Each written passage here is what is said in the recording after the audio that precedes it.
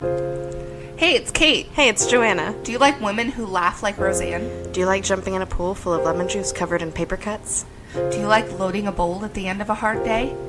If you answered yes to one or more of these questions, you should listen to Butt Stuff on the Journey into Comics Network. The following is a Journey into Comics Network production. I like to get myself like real sopping wet, and then just break into my neighbor's house and steal all of their shit. Warning, podcastrophe imminent.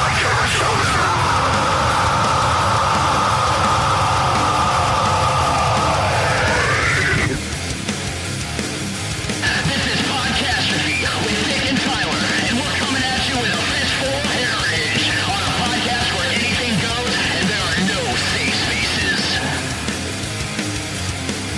This is Podcastrophe. What's up, ladies and gentlemen? This is Dick, and I am with Tyler, as always. Fat young John Stamos here. How you doing, Tyler? I'm fat young John Stamos, so I'm doing pretty good. You've been having a good last couple days. I've had a good week. No panda for you. No panda, no mammy panda, no Führer, but Führer. there is some controversy with the old panda. Oh, The old panda may be with child. what? Yep. What? Yep. Pandas can't reproduce though because they're too dumb. They're no. It's not that they're dumb. It's that they're fucking lazy. They are literally. That's what I'm saying. They're too lazy They to are literally procreate. too dumb to have a sex drive. Like Yeah. they have. You're they not have wrong. literally no sex drive. So They're smart enough to eat. yeah. That's the only thing they're good at. Is They eating. shit too. Pandas don't have a sex drive, so they're literally too dumb to save their own species. But the rumor going around is after 4 pregnancy tests, she still doesn't know if she's pregnant or not because she can't read the test. I'm not making this up. Oh, This is what I heard. This today. is real life. This is what I heard today. This is real life. Somebody's fucking procreating with this thing. That's what I said. That's what I said to Richard.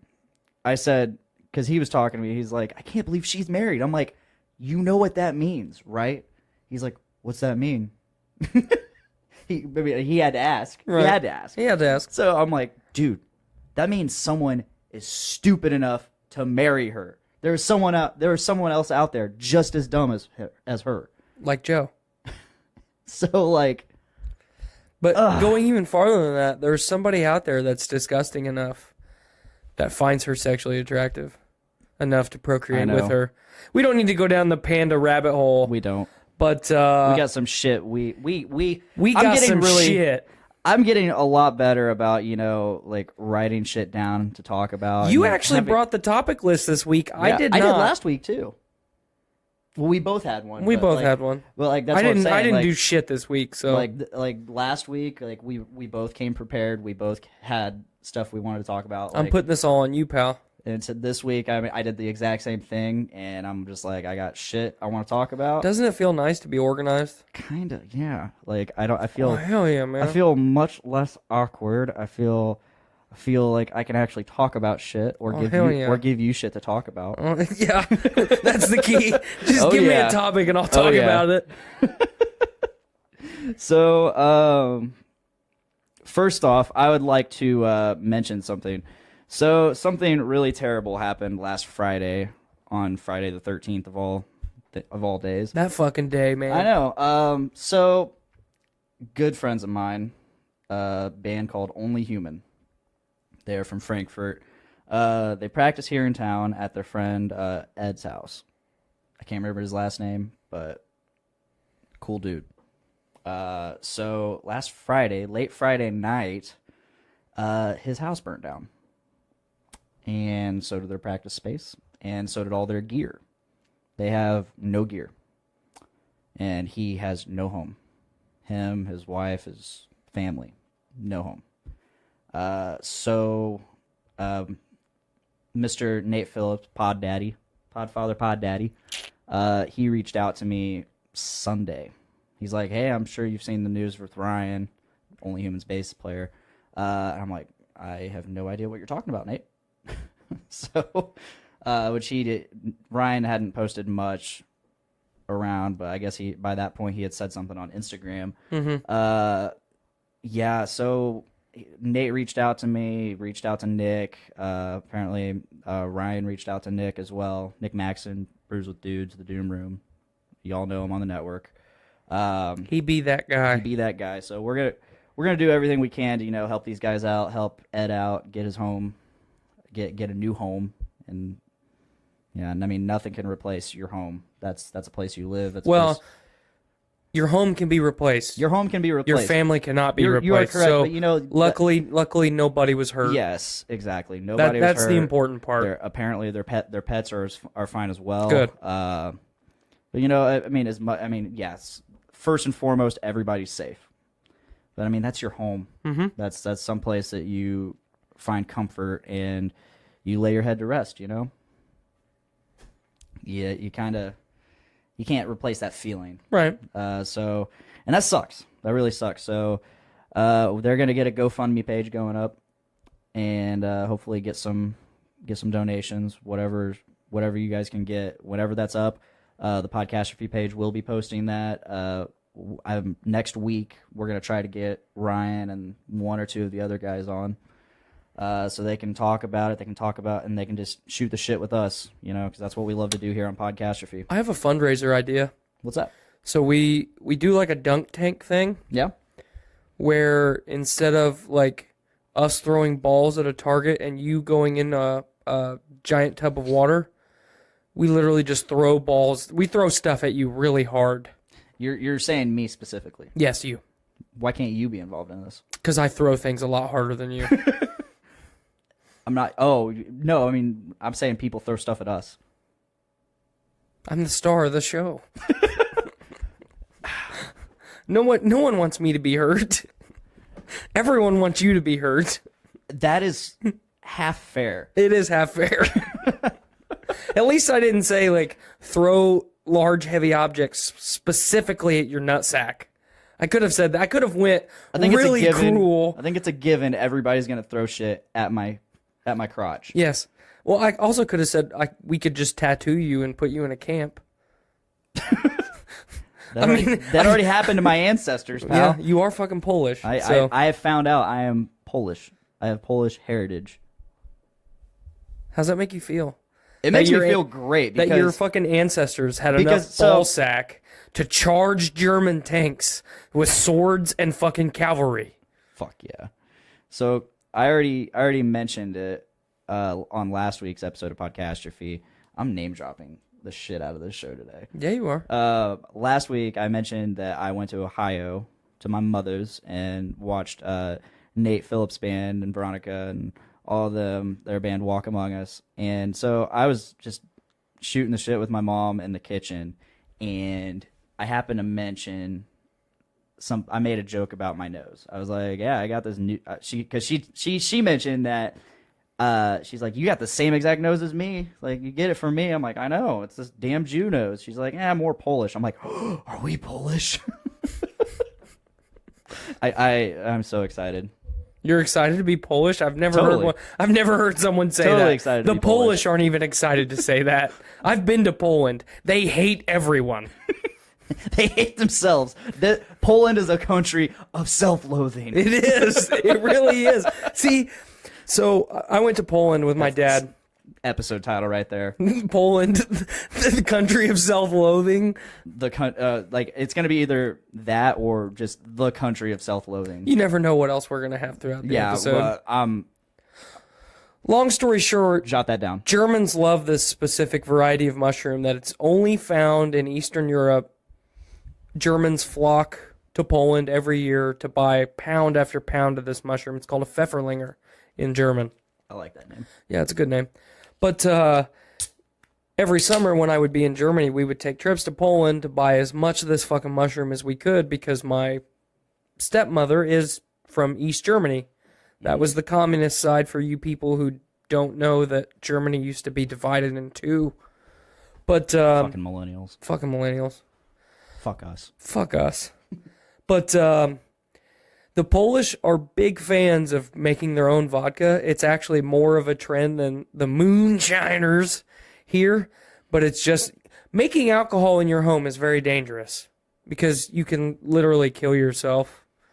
Not to mention, go blind, become sterile, die. But the Polish are very good at making vodka, and that's all I'm going to say about that. All right. We got a little, we tangented a little bit there. Well, we were in such a negative spot. It was just, I get it. Yeah. I had to act stupid, not to take anything away from the tragedy because it is a tragedy, and luckily no one was hurt. Yeah, thankfully. Nothing truly precious was lost. A home can be replaced. And that's one of the first things Ryan said was he's like, you know what, we may have lost thousands upon thousands of dollars worth of gear, but they lost their home, and they're okay. That's the important part. Important part is they are okay. So with that being said, yeah, they're gonna throw up a GoFundMe page. So anybody that can help out, and I'm gonna donate to it. I think we're gonna try to throw a benefit show, or at least add do something with the upcoming Doom Room shows to help support. I was going to say maybe there's something else that we can do, like Miranda and I make a bunch of food or something. Yeah, that'd be really awesome. Which I'm sure we could do for one of the shows. I don't know since the Doom Room shows are mostly held at Jerry Lee's Pub now. Doesn't have to be for the show though. It can be just in general. Okay, we can figure something out. Yeah, we'll figure something out. And that's the great thing about having this podcast, being on this network, is we can use our platform to help people. Well, and it goes hand in hand with the Lafayette music scene. Yes. As much as I shit on this town and shit on this state, and most of the people that live here, suck. Yeah, Indiana fucking blows ass. But the Lafayette music scene is kind of the fucking diamond in the rough. I've met, in the short amount of time that I've really kind of tried to dive into the Lafayette music scene, I've met some really fucking cool people. And they're actually legitimately good people. It's not just the mask that people put on when they interact with each other. These are legitimately good people. And so that's one of the reasons I wanted to start this podcast in the first place, was so I can showcase these people, because a lot of the people I know here in town are in the music scene. We need to get more of them on. Yes. I mean, we've already had Keegan on. Keegan, Car Door Dick Smash's guitarist and vocalist. Nick, of course. Nick. He is the Lafayette metal scene. Like, hands down, he is the metal scene here. So, like, and not to mention, he plays in a couple of different bands. So I'm the Lafayette asshole scene. Yes. We are. Yeah. More so you. Yeah, because you are capable of being more of an asshole. And though you are legitimately older than me, I am much older than you in spirit. Honestly, yeah. Get off my goddamn lawn! You've had more experience. You've had more experience. Yeah. More anguish. More anguish. More misery. Yes. Fucking life sucks. Anyway. So yeah, keep an eye out for that GoFundMe. And try to do what you can. We love Only Human. I love Only Human. You haven't heard him, but I haven't heard him. But yeah, we love here at Podcastrophe. I'm speaking for us. We love Only Human. We love those guys. We're gonna try and be more active on social media, going as we're approaching the summer here. And we're gonna start doing more things like the poll, like the grilled cheese poll. I don't know where that's at, but it's over now. Oh, I thought it went until the end of the month. No, it's a 6-day poll. You want me to pull it up? Sure. You want me to pull it up? I see what you did there, you dumbass. Oh, wow. That's not the wrong page. All right, let's see. I like that you have a Dick Gravy page. Yeah, that's my original page. The Dick Gravy page. It was my multimedia showcase page. Load, you fuck. All right. The poll is in. The final results. 55 votes, 13% mayo, and 87% butter. I'm not going to say that I expected any different. Most people still don't know that you can make a grilled cheese with mayonnaise. And that's true. That is true. But remember this, there are fucking weird people out there that like spread olive oil on the fucking outside of like sandwich bread and make grilled cheese that way. Really? Yeah. I mean, Interesting. I'm down with some fucking garlic bread that way, but olive oil is too strong of a fucking taste for grilled cheese. I want fucking government cheese in a van down by the river when I fucking make grilled cheese. I'm not fucking whining and dining myself. This isn't fucking the Ritz. We're eating grilled cheese. So I'm not gonna get fired up about grilled cheese again because I'm quickly approaching it. Let's talk about beer. We've got beer. I've opened mine. I haven't yet because I didn't know which one we were doing first. I've got Hazy Potter. Give me your other one. What? Oh yeah, keep it cold. You're right. Dumbass. Thank you. I appreciate it. All right, we got Hazy Potter from 450 North. This is Hazy Potter and the Brewer's Carbstone. It's an India Pale Ale, 7% alcohol by volume. I don't know. It doesn't say much else besides that. So I'm kind of disappointed that it doesn't. I mean, we don't have a quick little footnote saying what hops they've used or. Honestly, so I'm gonna hold this up to the camera. I'll tell you right now, the smell is very potent. Yeah, you need to spin that around. Yeah. I don't know if you noticed that, but as soon as I opened the can, I set it down on the desk. Did you not see me smell it? And as soon as I opened it up, I heard you say, "That's interesting." I was like, So they on an upcoming episode of Brews with Dudes. No, not even an upcoming. It was episode 25 of Brews with Dudes. This was the first beer they drank, and they actually got it that day. Skylar just texted me and said that she wants a Hazy Potter, and I'm sorry I can't give you one because this is the only two we have. Yeah, only two. You probably wouldn't like it anyway. Yeah, it's beer. They said it's out of all the 450 beers, this is kind of like one of the lighter, more regular style IPAs that they've made. So yeah, that definitely means my wife wouldn't like it. Yeah, so let's go ahead and give this a taste. I'm eager. Ooh. Oh yeah. That is very it's almost got a tang. Yeah. What I like, it's almost like drinking vinegar. What I really like about 450 is except it tastes good. Huh? I said I didn't mean to cut. It's like I didn't mean to vinegar, cut you off. good. But imagine, like I really enjoy the taste of vinegar. All vinegar. I'll fucking drink that shit. But when you get something that's very vinegar, think of Carolina style barbecue sauce. Yeah. It's very runny. It's not thick. The base of Carolina style barbecue sauce is vinegar. So when you put that taste in your mouth, or that vinegar taste in your mouth, it immediately hits all the fucking taste buds in your mouth. And fucking, I just imagine that when liquid hits my taste buds like bloom, like a flower.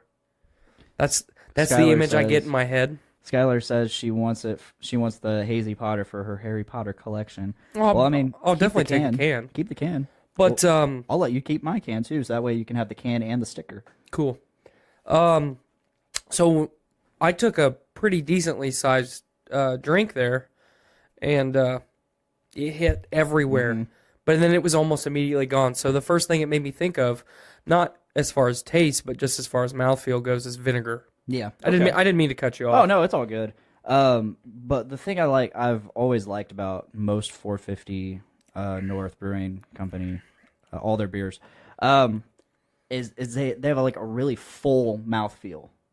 Like it's you're getting a really full. I don't know. The liquid just seems full of everything. Mm-hmm. You know, it's heavy. Well, I would say it's heavy, but it's like fleeting. Okay. It's not heavy to the point where you're drinking molasses and it hangs in your mouth for a very long time. And from what I understand, it's their brewing process. It's unfiltered. They don't filter out like the proteins and stuff after the fermentation and boil and all that stuff. Mm-hmm. And that gives it that hazy, foggy, look that most of their beers have, and that also allows it to be full bodied, and I just love it. It's great. I personally would still rather drink Tecate, but you've got me hooked on the craft beer thing in general. Definitely 450 beers. You know, at least to try it, you know? Well, yeah, I mean, I love trying new stuff, but I could pretty much every 450 beer that I've had, I could drink now I wouldn't drink the same beer every day, but I could drink a 450 beer every day. I could. And that's hard for me to find a beer that I would want to drink every day. Because when I was drinking heavily, I would go to the liquor store every couple of days, and I would buy a different case. So, like Tuesday, I might buy a 36 pack of fucking Rolling Rock, and then 4 days later, I would buy a fucking 24 pack of Tecate, and then Victoria, and then so on and so forth. I like to have things not get stale. Yeah. I get you. So, yeah, I don't know that this is one of my favorites. Yeah, I mean, it's not one of mine either. It's really good. I think it's just too plain. Yeah, and I think that's what they said on Brews with Dudes. Yeah, but I mean, you know, it's not bad though. Skylar definitely would not like this. No, Definitely not. It's not bad. It's just good. Mm-hmm. It's not bad. It's just good. It's not. God, you're a piece of shit. It's not bad. It's just good. No. A poo. Oh shit. Our also full-time co-host Baxter, the fat piece of shit cat, is hanging out with us, cleaning himself. Yes. How you doing, Baxter? We had quite the scare last weekend with him because He smelled like his asshole was outside of him. Well, because it basically was. And that's no joke. Like we last week when you were here for the last episode, and I petted him, and I was like, "What the fuck is that smell?" He smelled like shit because he literally had shit stuck on him, and we gave him a bath. How'd the bath go? Typical. I mean, we didn't completely bathe him. We just basically washed his ass. Miranda washed his ass. I held him down. Did you ever at any point in time think that you wanted to drown him? No. Damn it. I love my cat.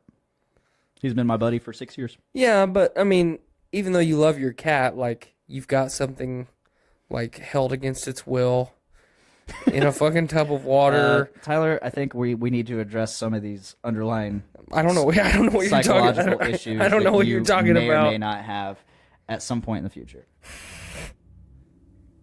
I feel like Andy's home and I need to shut my door. But I don't know. We'll see. Squiggle roll over there and shut your door. Good job. You did a shitty piss poor job. That's okay. It doesn't need to be shut all the way. So, my psychological issues aside, what's our next topic this week, next Blaine? topic? I like asking you what the topics are. Oh, yeah. Well, you decided to show. You wanted to show a video, so I've got a couple videos I want us to watch this week. We're gonna watch Diamond Dave Ninja School. Diamond Dave's Ninja School. So here we go. Live stream, switching you over. Oh shit. Easy there, fella. Switching you over. I'm gonna watch some shit now. Where'd we go? There we are. God, you're bad. Whatever. I'm okay. So yeah, either do the one at the top or the West Virginia Ninja down lower. Why? What is going on here? I'm bad at this. I'm bad at things. Yeah, you are. YouTube. Yeah. So, all right, we are good now. Oh, you want your PlayStation?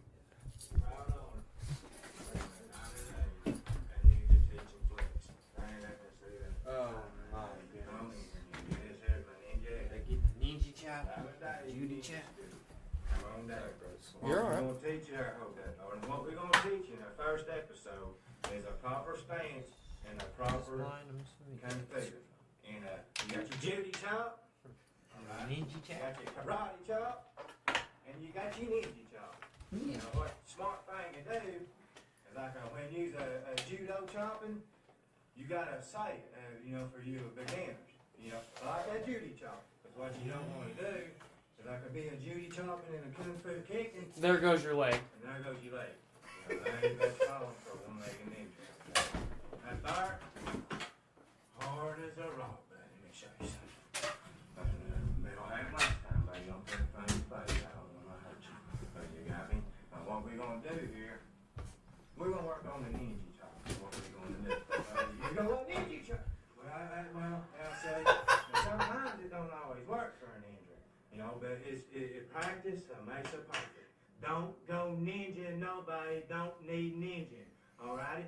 Now, them things there, if I put them in my pockets, they'd get me for concealment of a daily weapons.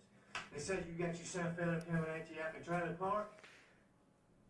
Regular can of backer, you say? No, says I. Watch this, people. Here we just roll through the trailer park, what's that?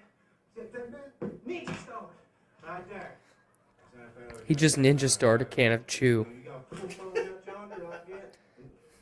Now he's using jump rope as nunchucks. Well, you stop the Judy chop right yonder. You know, how you gonna Judy chop on that? There ain't no Judy chopping on that right yonder. Now let me tell you ninjas out there, this is not a game. Don't you be trying this at home on your kids or your dogs, okay? We got 3 or 4 fellas now. What we do is called a ninja bumping action. Alrighty, we get our nunchucks, we get our firm hold on our ninja nunchucking handles, and we get them bumping. Thank you for purchasing one of Diamond Dave and Ninja School. Oh my god. I can't believe you've never seen that. I haven't. How do you feel wow. about Diamond Dave's Ninja School? Do you think you've learned something? I've learned that People are fucked up in West Virginia. West Virginia. oh boy. Yeah, that was certainly interesting. It's definitely soundbite material. You got your ninja stare? Regular can of backy? No, says I. And a ninja star. God, I fucking loved that video when I was in high school. I've never seen it. You know what video I loved in high school? Unforgivable. Yeah. Unforgivable. What? You didn't find that funny? No, it was hilarious, but I mean, I much rather would have watched fucking Diamond Dave's Ninja School. So I was at a friend of mine's house. I woke up like the next morning. Pretty sure I was hungover. Everybody else in the room with me was asleep. And just out of nowhere, the first thing that popped in my head was floppy octopus. Floppy octopus. So I grabbed the laptop, typed in floppy octopus on YouTube, and there's a music video called Floppy Octopus. We can play it if you would like, but maybe next week. Next week. We'll do yes. Floppy Octopus next week. But Or we could make that like a live stream, like post. okay, yeah, we can do a post show. We can do a post show exclusive. But my good friend Clint Chase and his brother and a couple other people were all in the room. They're all fucking asleep. And I'm fucking just geeking out over this fucking Floppy Octopus video that I have no idea why I found it. I just woke up. Floppy Octopus. It's like divine providence. Like, someone guided me to find that video. I just want to know. I just want a glimpse into your mind sometime. I don't know that a regular mortal could handle a glimpse into my mind. I'm willing to do this. What if it melted your brain? Well, I'm gonna say it right here live. You heard it here first, folks. Live on Facebook and next week on all the other podcasting platforms such as Podbean, on the Journey into Comics Network, Stitcher Radio, iTunes, Spotify, Google Play Music. Google Play Music. You've heard it here. Make it official. If I die, you get all of this. I get all of this? You get all of this. So Hell you yeah. can carry on Podcastrophe. Hell yeah. My password, I will tell you later. Can I have Baxter? Maybe. No. He's already been promised to another. Maybe. Yeah, I have a problem with this. You have a problem with this? Yeah, there are others that have known him much longer that want him. I don't give a shit. I've been nice to that cat. I fucking hate cats. You've been nice to him, but you call him a fat piece of shit every time You walk call in. him a fat piece of shit. Only because I'm a follower and I started following you. Don't you put that evil on me. Anyway, what's our next topic this week? We lost a hero. We did. A cinema hero. Well, not just a cinema hero, a political hero. I was getting there. A real hero. fucking life hero. A real American hero. Mm-hmm. A goddamn American hero. Heritage! Mr. R. Lee Ermey Mm-hmm. passed away earlier this week. This weekend. Was it this weekend or earlier this week? It was Sunday. I read it Sunday, I think. Yeah, you texted me on Sunday. Yeah. I think. What a bummer. I've loved him in everything I've seen him in. Well, look at arguably one of the most recognizable movies, of all time, Full Metal Jacket. Yeah. Okay? It's recognizable for its screenplay, the cinematography, the theme, obviously, that the movie is focusing on. That movie would not be a third of what it is without R. Lee Ermey's short role or small role in the very beginning of the film. Yeah. Imagine his role completely removed. That movie fucking blows dick. Honestly, I never seen the movie beyond that point. Really? You should finish it. Not by my own choice. I was legitimately just watching it, and then I had to go for some reason. And, yeah, definitely watch the whole movie. It doesn't. The movie doesn't get better. It just kind of stays. Yeah, stagnant. Mm-hmm. But obviously, the barracks scene, all of the barracks scenes, or basic training. That's the fucking peak of that movie. So okay, if you haven't seen Full Metal Jacket, fucking mute this. Mute the video for a couple seconds. I don't know. I mean, most people have seen it. We don't need to spoiler alert. Yeah. Full Metal Jacket. We don't. You're right. So the scene where R. Lee Ermey dies. Mm-hmm. He gets shot by the guy he's been fucking tormenting all of boot camp. It's fucking character building. Yeah. But to this guy, he was being tormented, and everybody else was tormenting him. It's been a while since I've seen it, so no, you're right. Bear with me. He takes a gun and he's going crazy. He's going crazy in the. He's lost his fucking mind. He's in the bathroom, isn't he? Mm-hmm. And he's gonna kill himself or somebody. But he's gonna kill himself. Yeah. And then Gunny shows up and starts berating him. Yeah, he's got a fucking loaded gun and he's berating him. You fat sack of shit! Put down that weapon! And then he fucking shoots Gunny. Well, he doesn't he dare him? Yeah. He dares him to shoot him. Mm-hmm. And he does it. And that bummed me out. I'm like, oh, I didn't know that happened in this movie. And then he kills himself. Yeah. But look back. But do you remember that? Do you know who that actor went on to be? Farva. No. Yes, that's Farva. That's Farva? Yes, that's Farva. Give me a fucking liter of cola. I'm going to look this up because... It's fucking Farva, Blaine. For once, fucking trust what I say. It's fucking Farva. Type in Farva. Kevin Heffernan. Known as Sheev. Hold on. We are looking this up. It's fucking Farva. Actor. When was Full Metal Jacket? I don't remember. It was not Farva. You know who that was? The guy who played Kingpin in Daredevil. I thought that was fucking Farva. No. He was also in Jurassic World. Let's see. I can't remember his name. God, they look so fucking similar. You were wrong. Or I was wrong. You were right to not trust me. Vincent D. Yep, Full Metal Jacket. Yep. Pow. And Men in Black. God, they look so similar. Vincent D'Onofrio. D'Onofrio. Wow. Yeah, he's Wilson Fisk. I about said William. He was Wilson Fisk in Daredevil, the Kingpin. He was Hoskins in Jurassic World. Wasn't in much else. He's had a lot of supporting roles. Yeah, Law and Order, Criminal Intent. Mm-hmm. Law and Order, Criminal Intent. What's New, Scooby-Doo? The Dangerous Lives of Altar Boys. I kind of want to see that now. Watch it. I'm going to check this out. Yeah, I apologize for coming at you the way that I just did.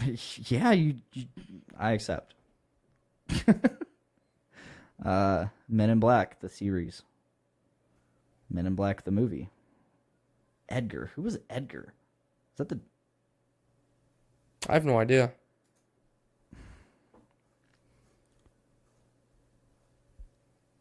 Edgar. Oh, shit. Yep. Wow, he was the guy that... The farmer before he got meat suited. Yeah, I mean, and... Yeah. Wow. Oh, wow. Wow. Wow. Wow. All right. So, yeah, rest in peace, Gunny. Yeah, I mean, you look back at all the badass shit that Gunny did. You know, he was a strong Second Amendment supporter, obviously. He supported smart politics, not the bullshit that we have in office right now. Think back to the show fucking Mail Call. How badass of a fucking show was that? That was that History Channel show, right? Where oh, fuck yeah, I love that show. Back when the History Channel was good. Yes. Before it was all Pawn Stars and fucking counting cars, restoration. American Pickers. Actually, that show's not bad. I fucking hate that show. Really? They butt fuck each other in the van. Not that I have anything against homosexuality, but... I mean, don't get me wrong. I won't watch a marathon of it. When I was a kid, I watched the Discovery Channel, Cartoon Network, Animal Planet, and the fucking History Channel. That's it. That's all I fucking watched. I watched Discovery a lot. And I learned a lot of shit. I have a lot of fucking facts in my brain. You do. I mean, I remember, we had a full conversation about World War II. Just while working. Mm-hmm. And I love being able to talk to people about just random history shit. Like, you don't get that very often. Well, there's a lot of history. These days. You know, history is written by the victors, number one. Number two, we are no longer actually teaching history in schools because teachers are complaining about being underpaid when, in my opinion, they're the most overpaid fucking organization in the world, other than the IRS. And number three, like, it goes hand in hand. We've replaced something that's actually educational with something that is fucking entertaining. And it's entertaining to people who aren't educated. So, it's just fucking sad. It is. It really is. And, God, back to Mail Call. I fucking love that show so much. That's such a good fucking show. People would write in and people would legitimately ask these questions. Yeah, and that's awesome. They would ask questions about like tanks or individual weapons. And he would like demonstrate them sometimes. He would give the history of that weapon and what made them so awesome. From like design to inception, like all the way through. Yeah. And then he would, if he was able to, he would demonstrate these fucking things. Blow up some watermelons. And he would just fucking Gunny hated watermelons. So there was a game, I want to say Just Cause. Like, they fucking hated watermelons. Gallagher hated watermelons, too. The fucking Sledge-O-Matic. Yeah. But once again, rest in peace, Gunny. Yeah, R.I.P. Gunny. Arlie Ermy, you were a great part of my childhood. I think the first thing I saw him in was Saving Silverman. With Jack Black and Such Jason a great Biggs. fucking movie. That is a great movie. If you haven't seen Saving Silverman, please do. It's also one of the first movies I saw Jack Black in. Doesn't Jack Black end up being gay with Gunny in the end of the movie? Yeah. Well, yeah, she like psycho, like the antagonist of the movie. I can't remember her name, but or the actress's name, but God, she's hot though. She fucking psychoanalyzes JD or Jack Black, and because they're holding her captive in their basement, and he's in this high school football team's mascot uniform. Like he's in the mascot suit, and he's guarding her, making sure she doesn't fucking do anything. And she's just Judith, yes. Of course it's Judith. Of course it is. But no, she's psychoanalyzing him against his will. And like she basically convinces him that he's gay, or makes him realize that he's gay. And he tells that to Arlie Ermy, his former football coach. And he's like, I am too. Really? Oh, great movie. If you haven't seen Saving Silverman. Yeah, I've always dug Saving Silverman, man. It's got Steve Zahn, Jason Biggs, Arlie Ermy, Jack Black. There's a great appearance from Neil Diamond. Oh yeah. Along with tons of musical fucking It's a fucking fantastic ensemble cast. It's out of something that you wouldn't fucking expect. The scenes where Steve Zahn is fighting the fucking raccoons. Oh my god. God, they're great. Steve Zahn Or when Jack Black is eating the fucking spaghetti in the refrigerator. God, just watch Saving Silverman. Yes, it's a classic. Watch Saving Silverman. And I think other than that, I've only seen Arlie Ermy in like the Texas Chainsaw Massacre movies. He's been in a lot of stuff. Yeah, he's been in a ton of stuff. But moving forward, last Friday a new CD dropped. And it's one that I've been looking forward to for a while. Okay, so before we say who it is, the last CD they came out with, I was really looking forward to that because I love the CD they did previously. And so there was between 2009 and 2015, all they had was a greatest hits CD, essentially. This band is Breaking Benjamin.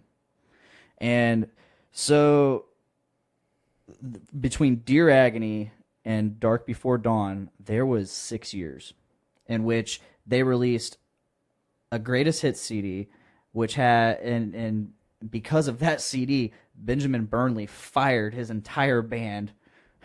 Which I still don't blame him. Yeah. They were, and Nick and I, we've talked about this on either Podcastrophe or Brews with Dudes before, but he fired his entire band because they gave the go on releasing a remixed version of... We talked about it episode 19. Oh, did we? Dead Horse with Brandon. Oh, yes. So, long story short, fired band. They released remixed version of Blow Me Away with the female singer. Not bad, but not as good as the original. The female vocal it was great. The vocals are great. It was great. The way the song is mixed up. Yeah, terrible. It's terrible. And he didn't want it released. They decided to go ahead. He's like, well, fuck y'all. Bye. Yeah, because this is the band name is Breaking Benjamin. It's not Benjamin Burnley and Friends. Yeah. So and, fuck all you guys. He is the main writer and composer of everything. He writes the music. It's I'm trying to think of it's like 9 Inch Nails. Trent Reznor writes everything. Yep. He writes fucking everything. That's his fucking band. And honestly, for the longest time, Foo Fighters was the same way. Dave Grohl wrote everything. That's Dave Grohl's band. There was an album where Chad Kroeger writes everything. Does he? I don't know. I just wanted to say it. Oh man, that explains so much. So Breaking Benjamin, they finally returned to their normal 2 to 3 year cycle, like album cycle. So episode 19, you had Brandon and I listen to their first single off the album, Red Cold River. Yes. And neither one of us listened to it before the episode. Then we listened to it right before the episode started. I really dig that single, and there hasn't been a single other than Bad Wolves' cover of Zombie that I've really dug for a long time. So fast forward to where we're at now. Red Cold River, would you say it blowed you away? It was very good. I really like it for a lot of reasons. You know, you and I talked a little bit right before we got into our technical difficulties. I look at this album as kind of a Breaking Benjamin return to form. Yeah. It's not heavy song ballad, heavy song ballad, heavy song ballad. It's just the same thing all the way through. Yes. In a good way. In a good way, yes.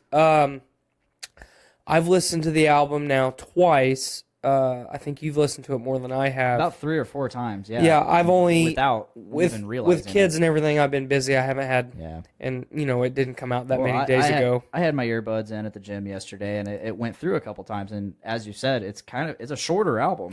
And that's one of the things that I 12 songs. I appreciate, because I told you in the early to mid 2000s, you know, a lot of superstar bands were releasing albums with 20 songs on them.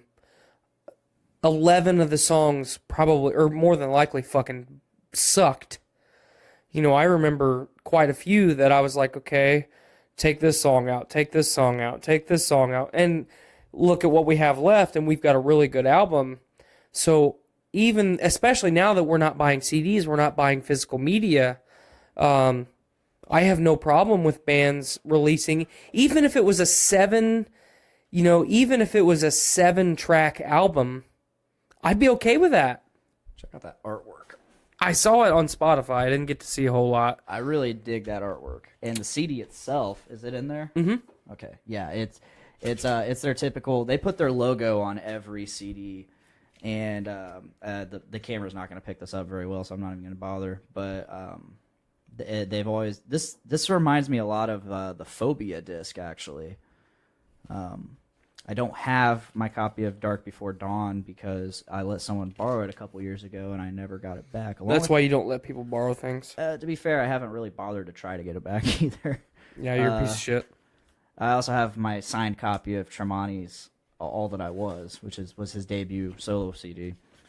But yeah, this album itself.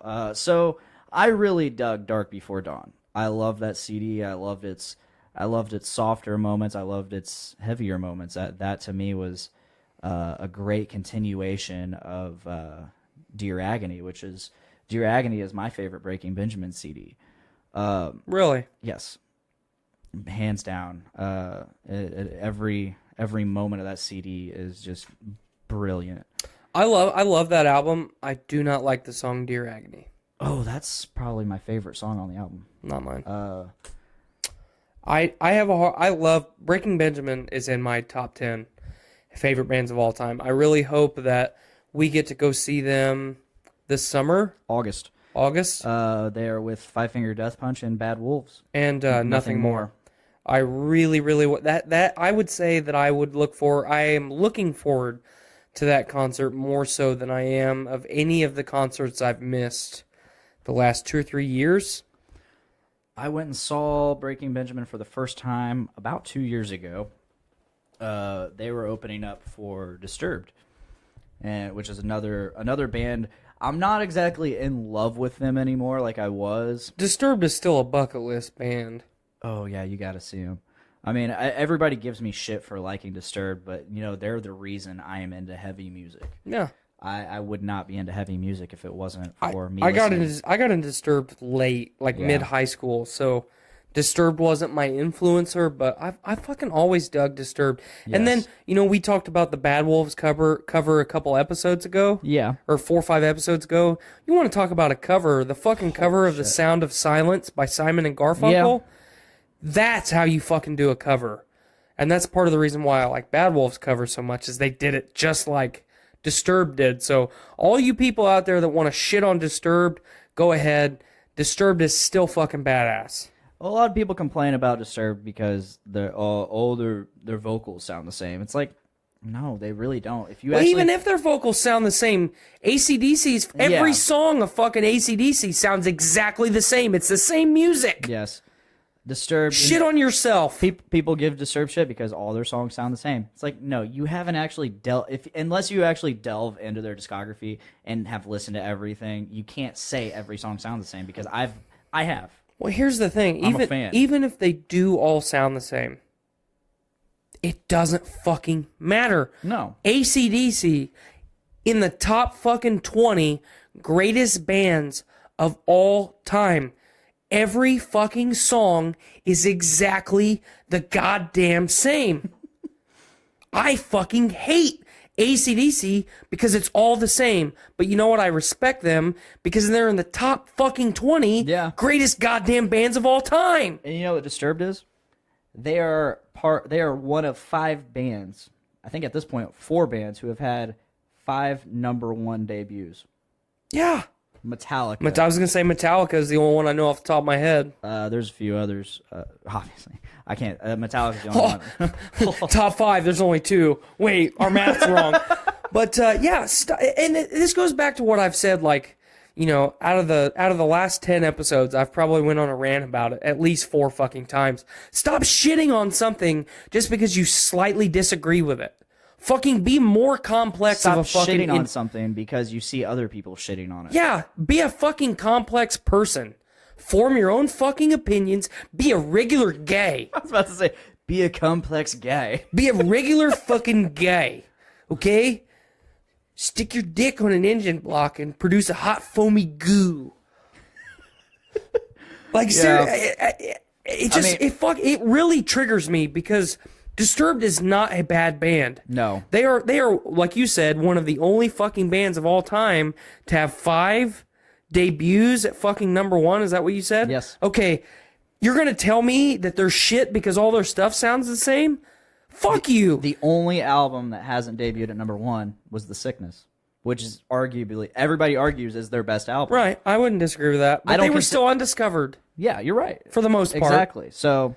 But if they are that fucking untalented that you're going to say they suck and that they're shit, how do they have 5 fucking #1 debuts? Because there's a lot of there. If the only explanation for so much hate yet so much like love is there's a lot of closet Disturbed fans out there. Yeah, I would agree with that. And you know what? It goes to, let's talk about Nickelback. Let's talk about Nickelback. I've talked about Nickelback on this show before. Everybody knows why I fucking hate Nickelback. I hate Nickelback. I did not hate Nickelback prior to Dark Horse. I'm not going to go through that whole thing over and over again. You are exactly right.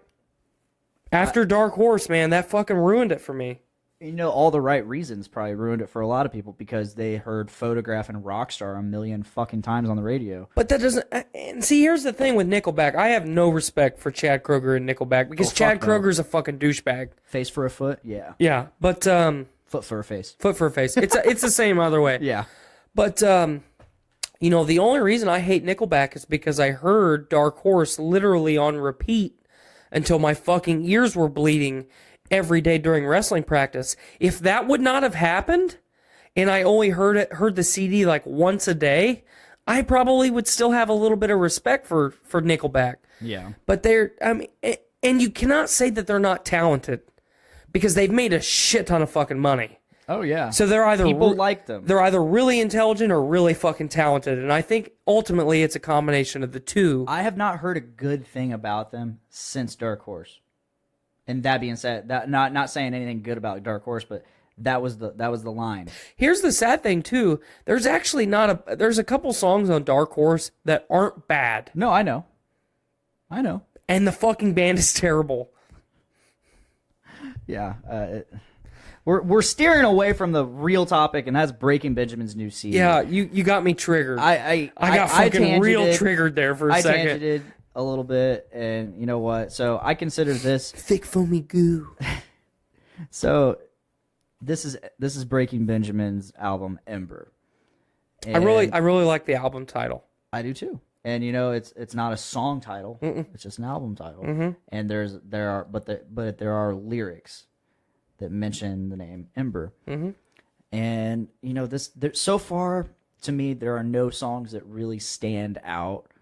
And I'm not. That's not a knock. Red Cold River is like the only one that stands out to me because I already heard it. I really dig the opening song on the album. I did too. Lyra, however you want to say it. Yes. I really dig that one. Feed the Wolf was okay. Oh, I liked Feed the Wolf. I really like Tourniquet. Tourniquet was Yeah. a good one for me. Oh, this is interesting how they did the track listing on the back. I also It's a really spiral. like The Dark of You. Yes, I love Dark of And You.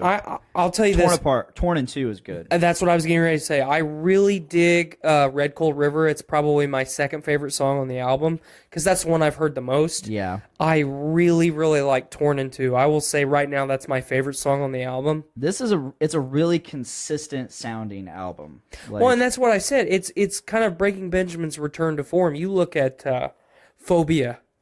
You know, people, and you yourself say, there's a lot of songs on Phobia that I don't really care for. Mm-hmm. You have to look at Phobia and the amount of hits that came off of that one album.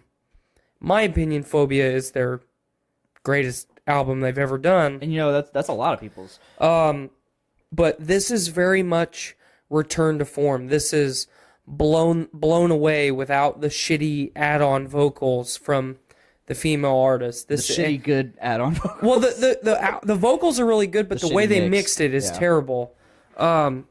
It's not 6 years without an album.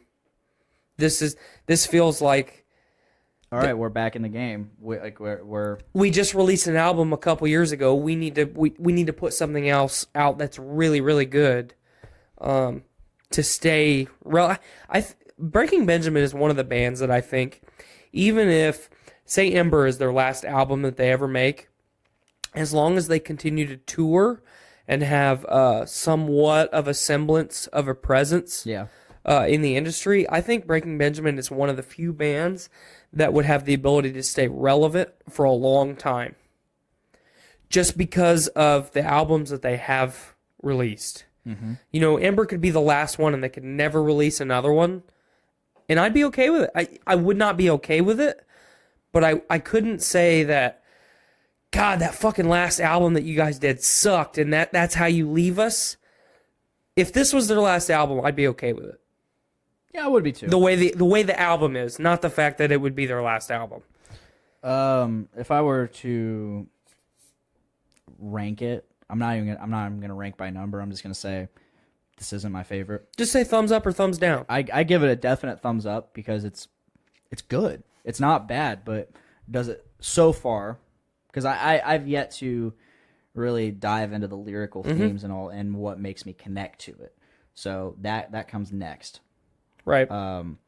But on first 4 listens, because it's like I said, it's a short album. It goes very and the songs are not very long. They're all no, but you don't feel like they're all sub 4 minutes. you listen through it and you don't even realize it started over. One, because all the songs sound similar in a good way, and two, you're just it's good to listen to. Mm-hmm. So like yeah, I definitely give it a thumbs up. Is it my favorite? No, Dear Agony still holds that. Man, after Dear Agony, I don't know what to put after that. I think you have to put Phobia there. I would say Phobia is tied with Dark Before Dawn for me. I didn't like Dark Before Dawn as much as you did. I really I like did. Dear Agony more than I like Dark Before Dawn. I like Dark Before Dawn a lot because it did have some really heavy hitters, unlike this album so far.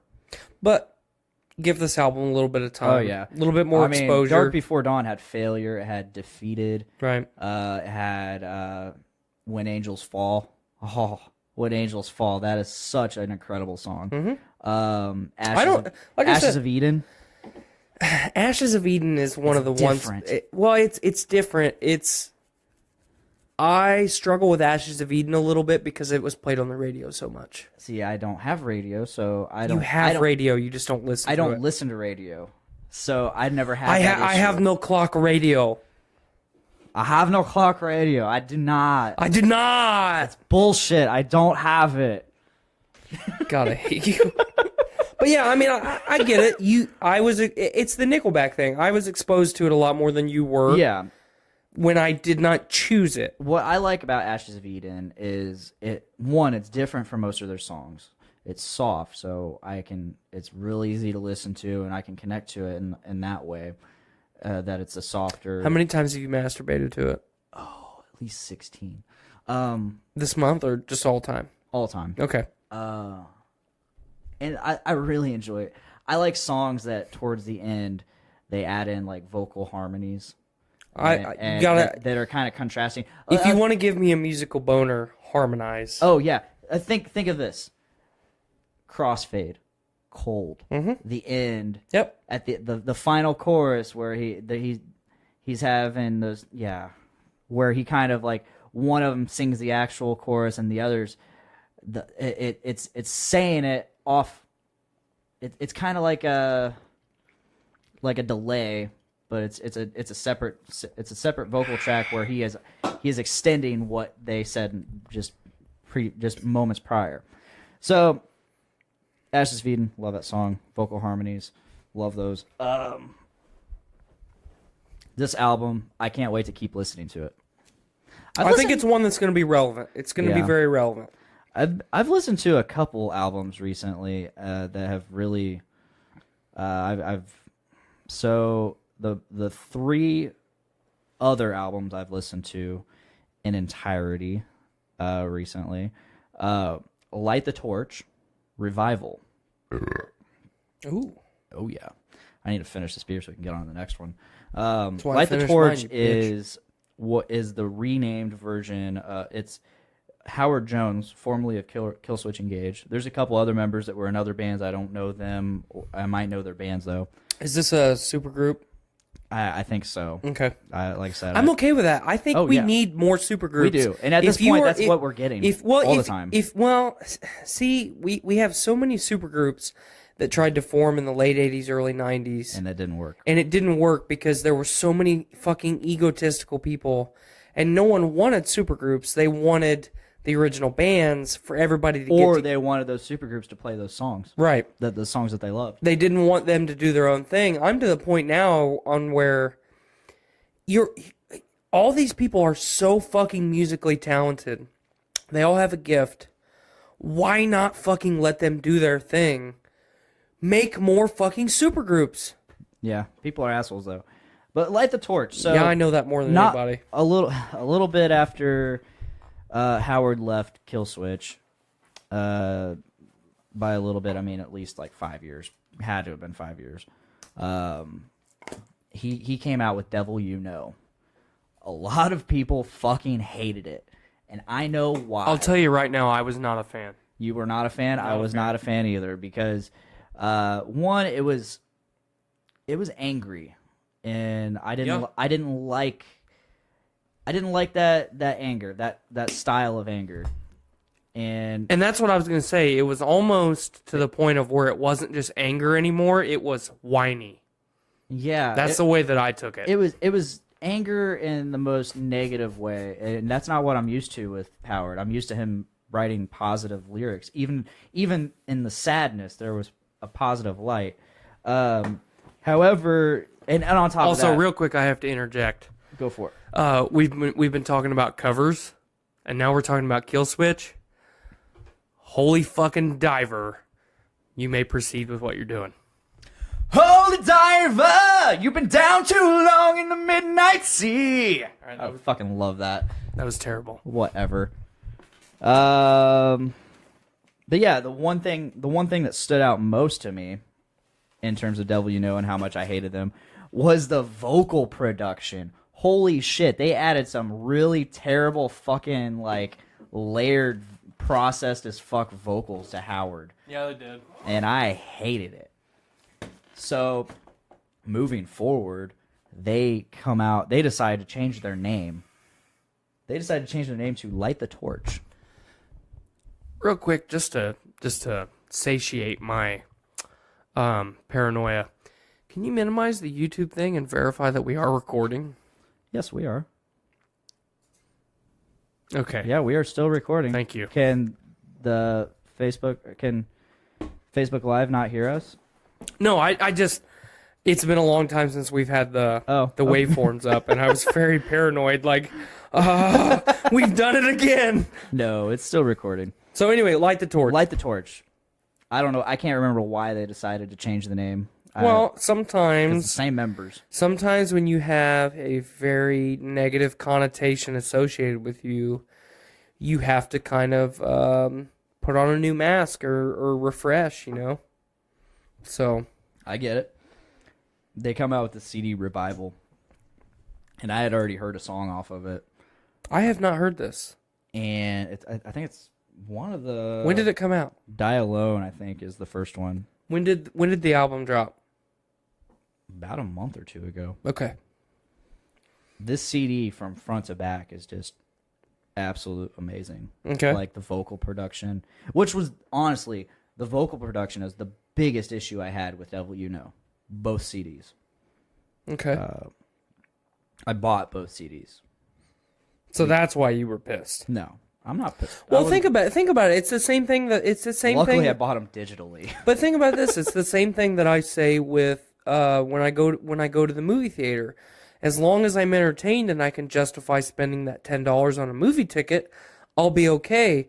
If I go to Walmart right now and buy a if I buy a fucking CD for $17 and it's fucking terrible, I'm going to be pissed off. If the CD is mediocre enough that I'm entertained, I can justify spending $17 on that, you know? You want to know a CD I bought physically and was very disappointed in? What's that? Foo Fighters, the latest CD, Concrete and Gold, I think is what it's called. I have a very rocky relationship with Foo Fighters, and I'm pretty sure I've talked about it on the podcast before. Yeah. Dave Grohl is just more sophisticated Chad Kroger for me in a lot of ways. Don't get me wrong. Best description ever. Am I wrong? I've never thought that, but think about it. Think about it from my perspective, though. You have a drummer from one of the most heralded bands of all time. Mm-hmm. And in my opinion, and this is a strong, unpopular opinion, so prepare yourself, folks, because people don't like it when I say this. Nirvana is not that fucking good. Get over yourselves. Their hits are great. Their hits are great. And their songs that aren't hits are still good. And I'm not taking anything away from that. The band is great. But what I do not appreciate when you look at the musical genre of grunge, okay, you immediately think of late 80s, early 90s. And our generation, the millennials, immediately go to Nirvana. Why do we go to Nirvana? Because MTV and VH1 crowned Nirvana huge staples of our generation. the kings Musically. the kings of grunge, and that's not correct. Soundgarden, Pearl Jam, Temple of the Dog, those are the fucking kings of grunge. Temple of the Dog is Pearl Jam and Soundgarden. That's why I said it. Let's not forget Candlebox. Right, yeah, you can't, I mean, there's a lot more that I didn't know Candlebox. That's awesome. I fucking love Candlebox. I don't know very many people that know Candlebox.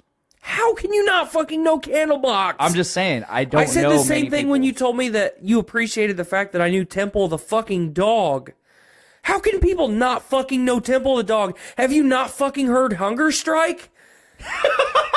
So, okay. I'm gonna have a fucking aneurysm This is today. hilarious. This is hilarious. Oh my god. So, episode 25, Brews with Dudes, they mentioned that they were listening to something at the 450 North release where they got these beers we're drinking, and they're like, who is this, Pearl Jam? And they're like, no, it's Temple of the Dog, and Nick couldn't think of who it was, and he's like, it's like some dog or Hair of the Dog or Temple and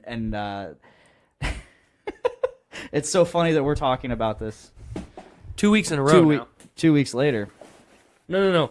2 weeks in a row. We talked about Temple of the Dog last week, Did too. we? Yeah. Holy shit. That's when we talked about you appreciating the fact that I knew Temple of the Dog. I do. But anyway. No, I seriously do appreciate that you know Temple of the Dog, and because to me, in my life, not many people know Temple Part of of the reason that I have such a hard-on for Temple of the Dog... Chris Cornell? not Chris Cornell, in my opinion, the greatest frontman of all time. This just in, we're all going to die on April 23rd because of Death Planet, according to conspiracy theorists. Go on. We'll get back to that. In my opinion, Chris Cornell, the greatest frontman of all time. We will dissect that in a later show. I've got some working in the back of my mind where we kind of do a top 10 of all time. Frontman? Not just frontmen, like musician. Just like people and of like different genres. We just we come up with our list before the show and then we rattle through them and we dissect. I've had that working for a little bit because we don't talk about music enough on this show. Now that I'm a co-host, I feel like I've stolen a little bit of that away from you, and I appreciate music in a lot of different ways. And I want to talk about music more on the show, but we'll talk about that. We'll talk about that later. So anyway, Temple of the Dog is just so fucking great. You cannot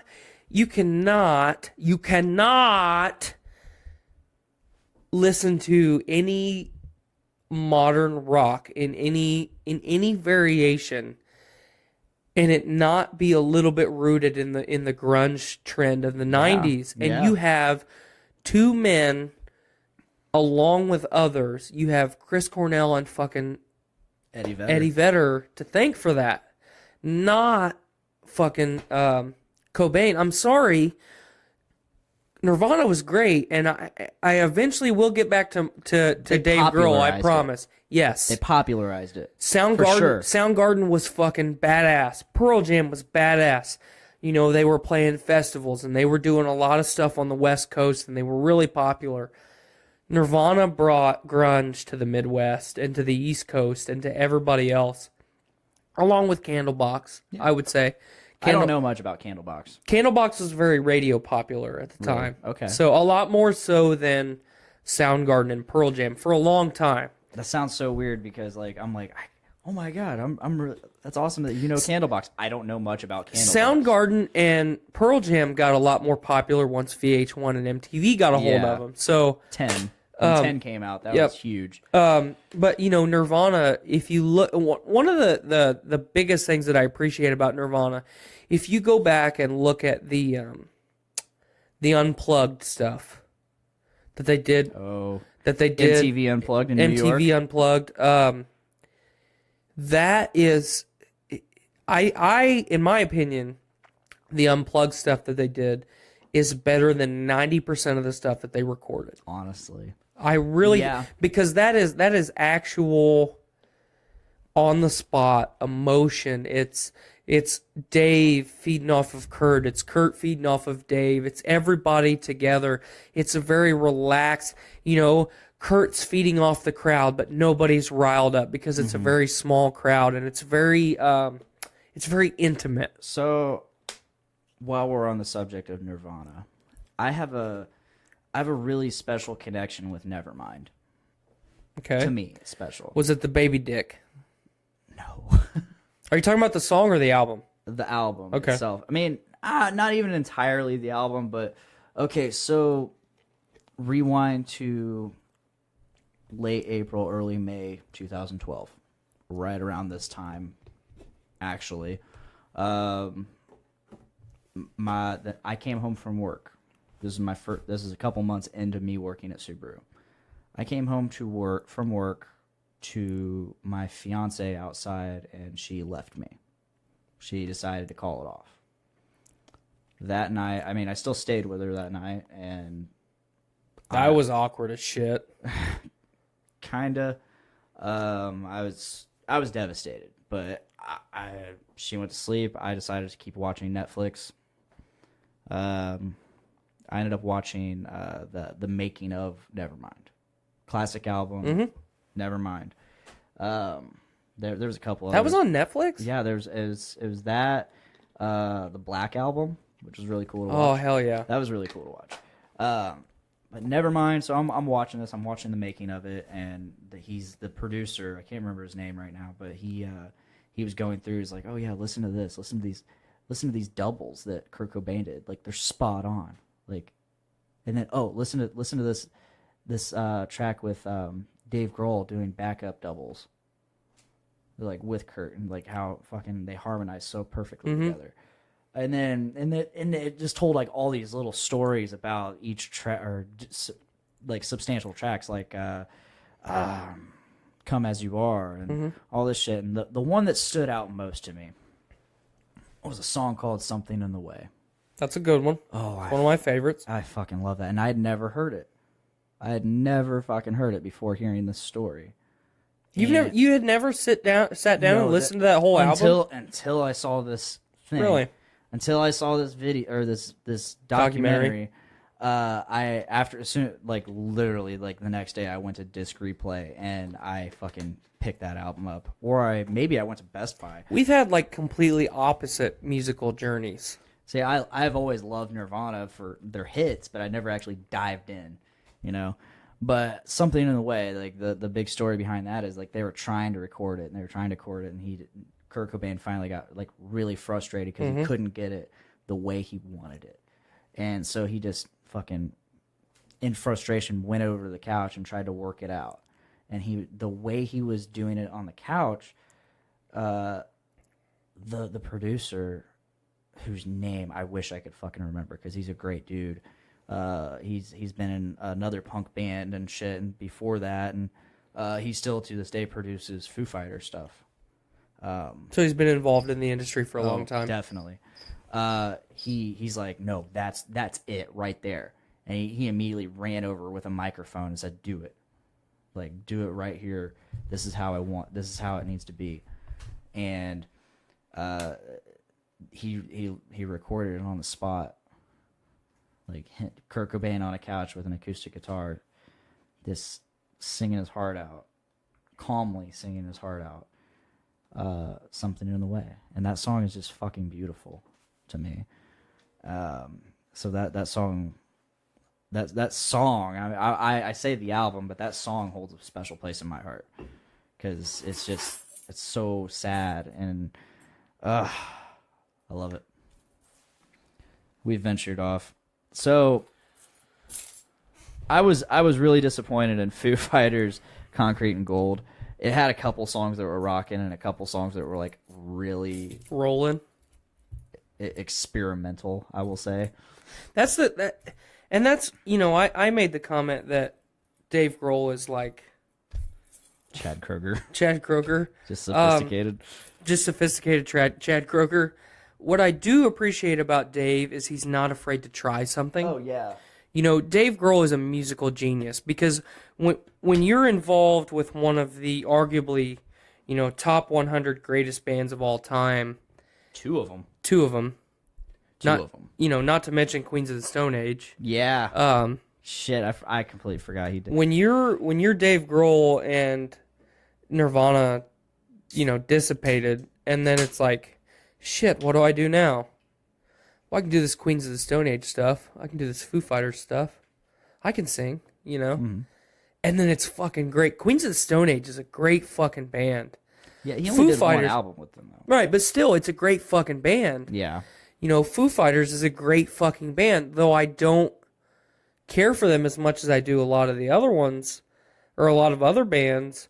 You have to appreciate Foo Fighters for Dave Grohl's musical talents. Fucker knows multiple instruments, fucking broke his leg, and still fucking toured on a throne. That was the best. That was the absolute best. How many other fucking major artists, though, that we love would have said, I broke my leg, sorry, the tour's over? Yeah, no, instead he makes a giant throne for his live show, and it is absolutely magnificent, and he plays from that throne.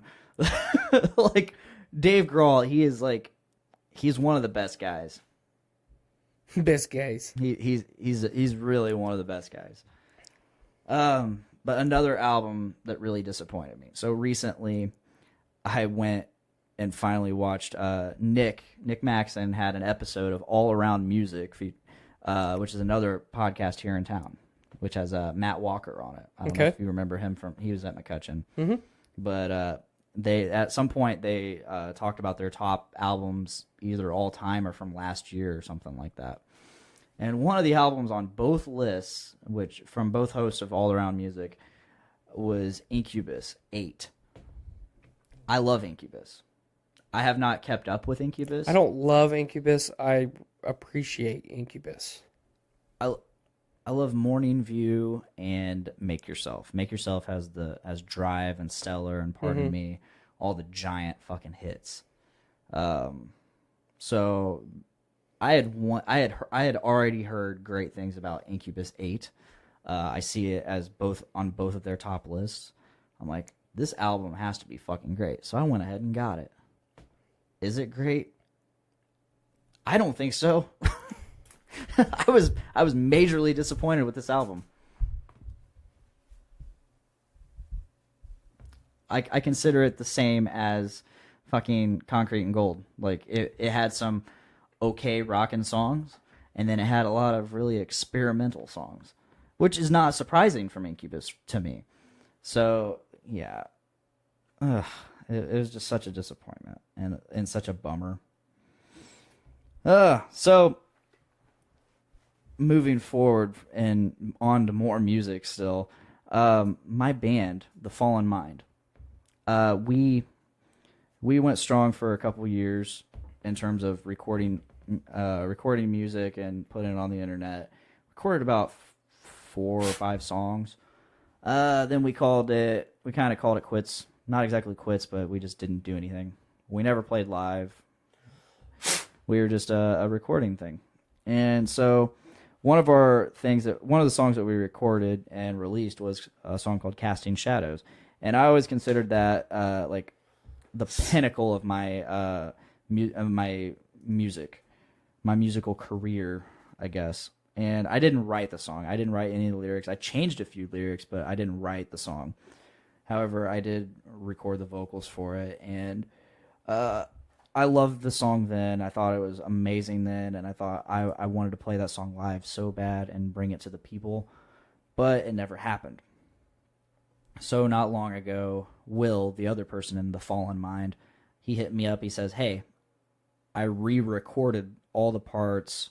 It sounds way better. I want to do a playthrough video of it. Can you just send me a video of you like singing to it, like, and I'll just or singing to your original vocals?" And I'm like, why don't I just re-record the vocals? Because one, I'm a better vocalist now. Two, I have better recording gear, and I know I'm much more knowledgeable. So I went ahead and re-recorded all the parts, sent it over to him, and I shot the video. Well, here today, on the live stream, you get to see the video and the actual audio portion. I'm just gonna split it all up and insert the song within, and so you won't get to hear any commentary. The audio portion won't get to hear any commentary we have, but live, yeah, you're gonna get the actual video. So without further ado, this is The Fallen Mind, Casting Shadows, 2018. And here we go.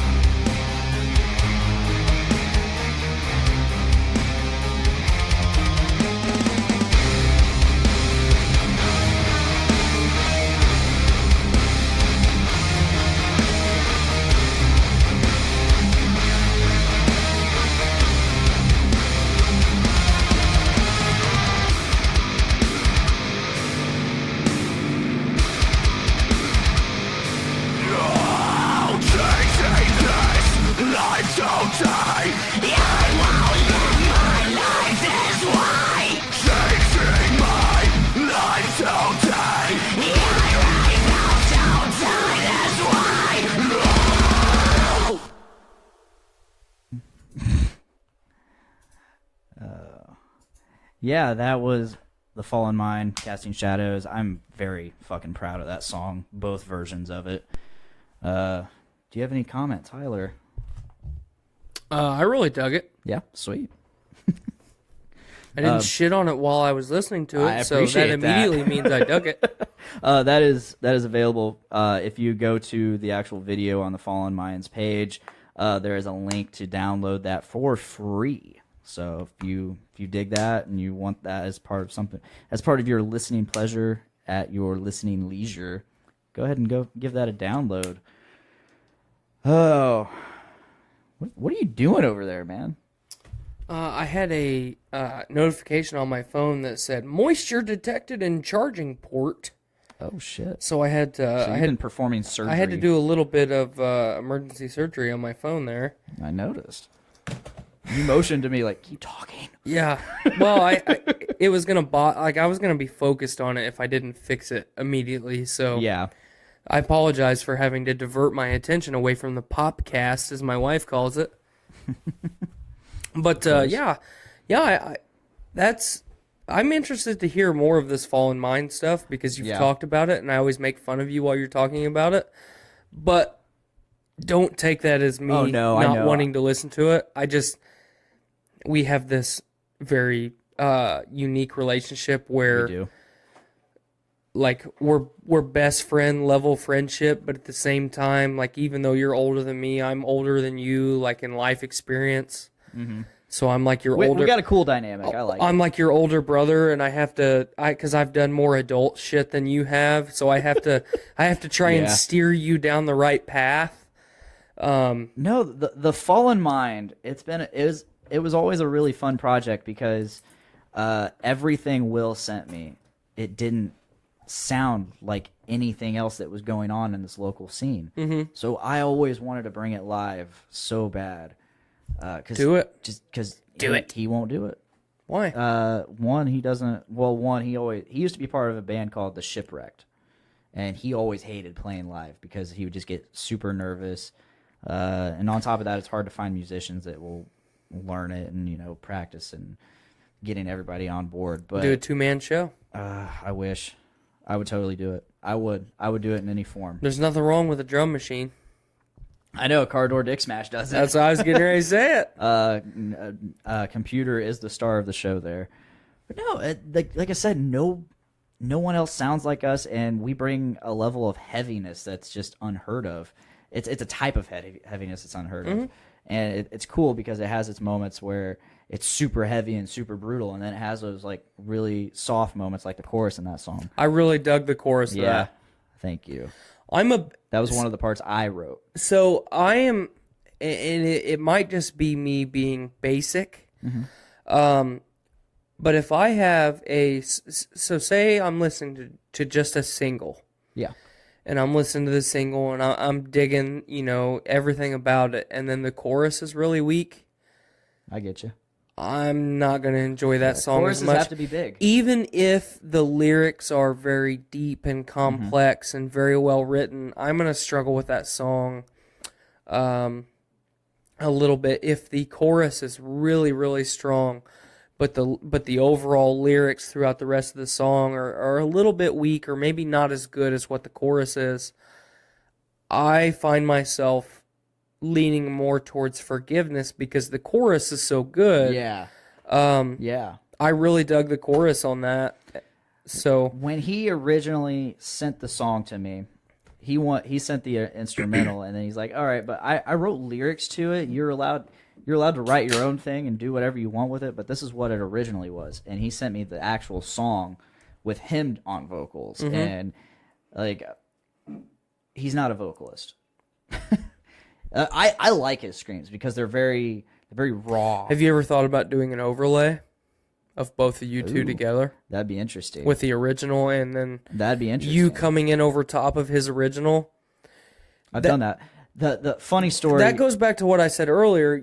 I really dig when you have good harmonies. Yes. But if you have almost alpha and omega, the beginning and the end type of thing with that'd be cool. With two different types of vocals being overlaid together, you know, it might not be harmonizing, but at the same time, you're getting heads and tails. Yeah.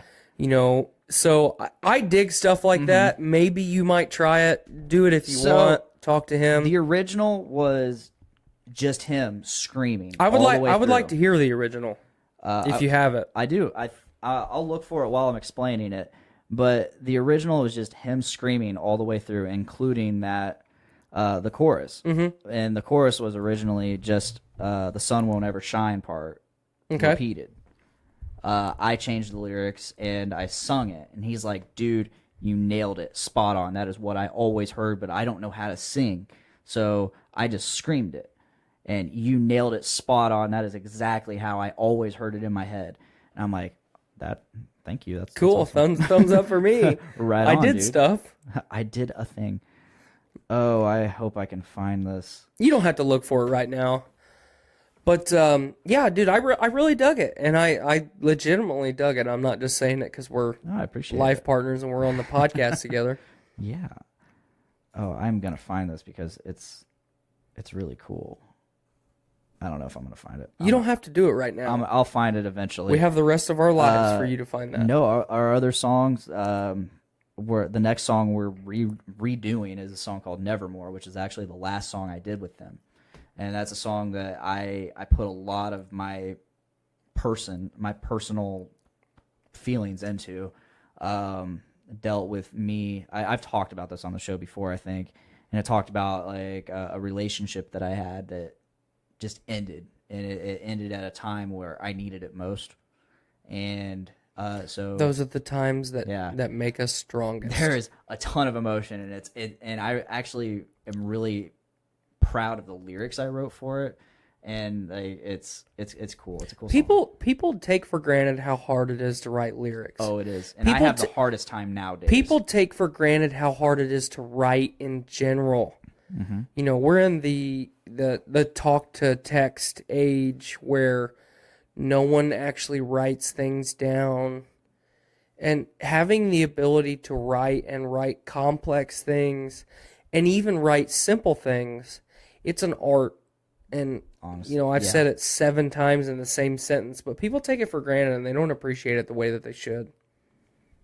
Word. Especially, you know, in Word. music. In music, there's so many songwriters for artists. You know, the songwriter is recognized most of the time, I would say, in the industry, but not to the public. Yes. So you look at your pop hits and stuff like that. Most of the artists don't write those songs. I hate to burst people's bubbles, but yeah, thumbs up for you, sir, Thank you. Thank and you. for him. Yeah, he is the genius behind all of this. He writes the music, and He looks very familiar. I don't think you would know him, honestly. You underestimate my Will power. Werline. Yeah. Yeah, he's the genius behind all of it. He sent me a lot of instrumentals since Nevermore, which was the last one, and I haven't been able to write to him because you're a piece of shit. And because I've had the hardest time writing the last couple years. We now have the Super Nugget Bros from 450 North. It's a nugget, man. You know I'm gonna like it. It is a double dry hopped double IPA featuring Galaxy, Mosaic, and Simcoe hops. Aren't the Galaxy hops the ones you don't like? I hate Galaxy hops, but maybe they mesh well with others. We're gonna see. Unlike me. I'm pretty sure I've had Super Nugget Bros before, on a Brews with Dudes episode, or just trying it at Nick's place. I just want to point out how fucking badass 450 is with their stickers, their labels. They fucking nail it, man. Oh yeah. All right, let's dig into this.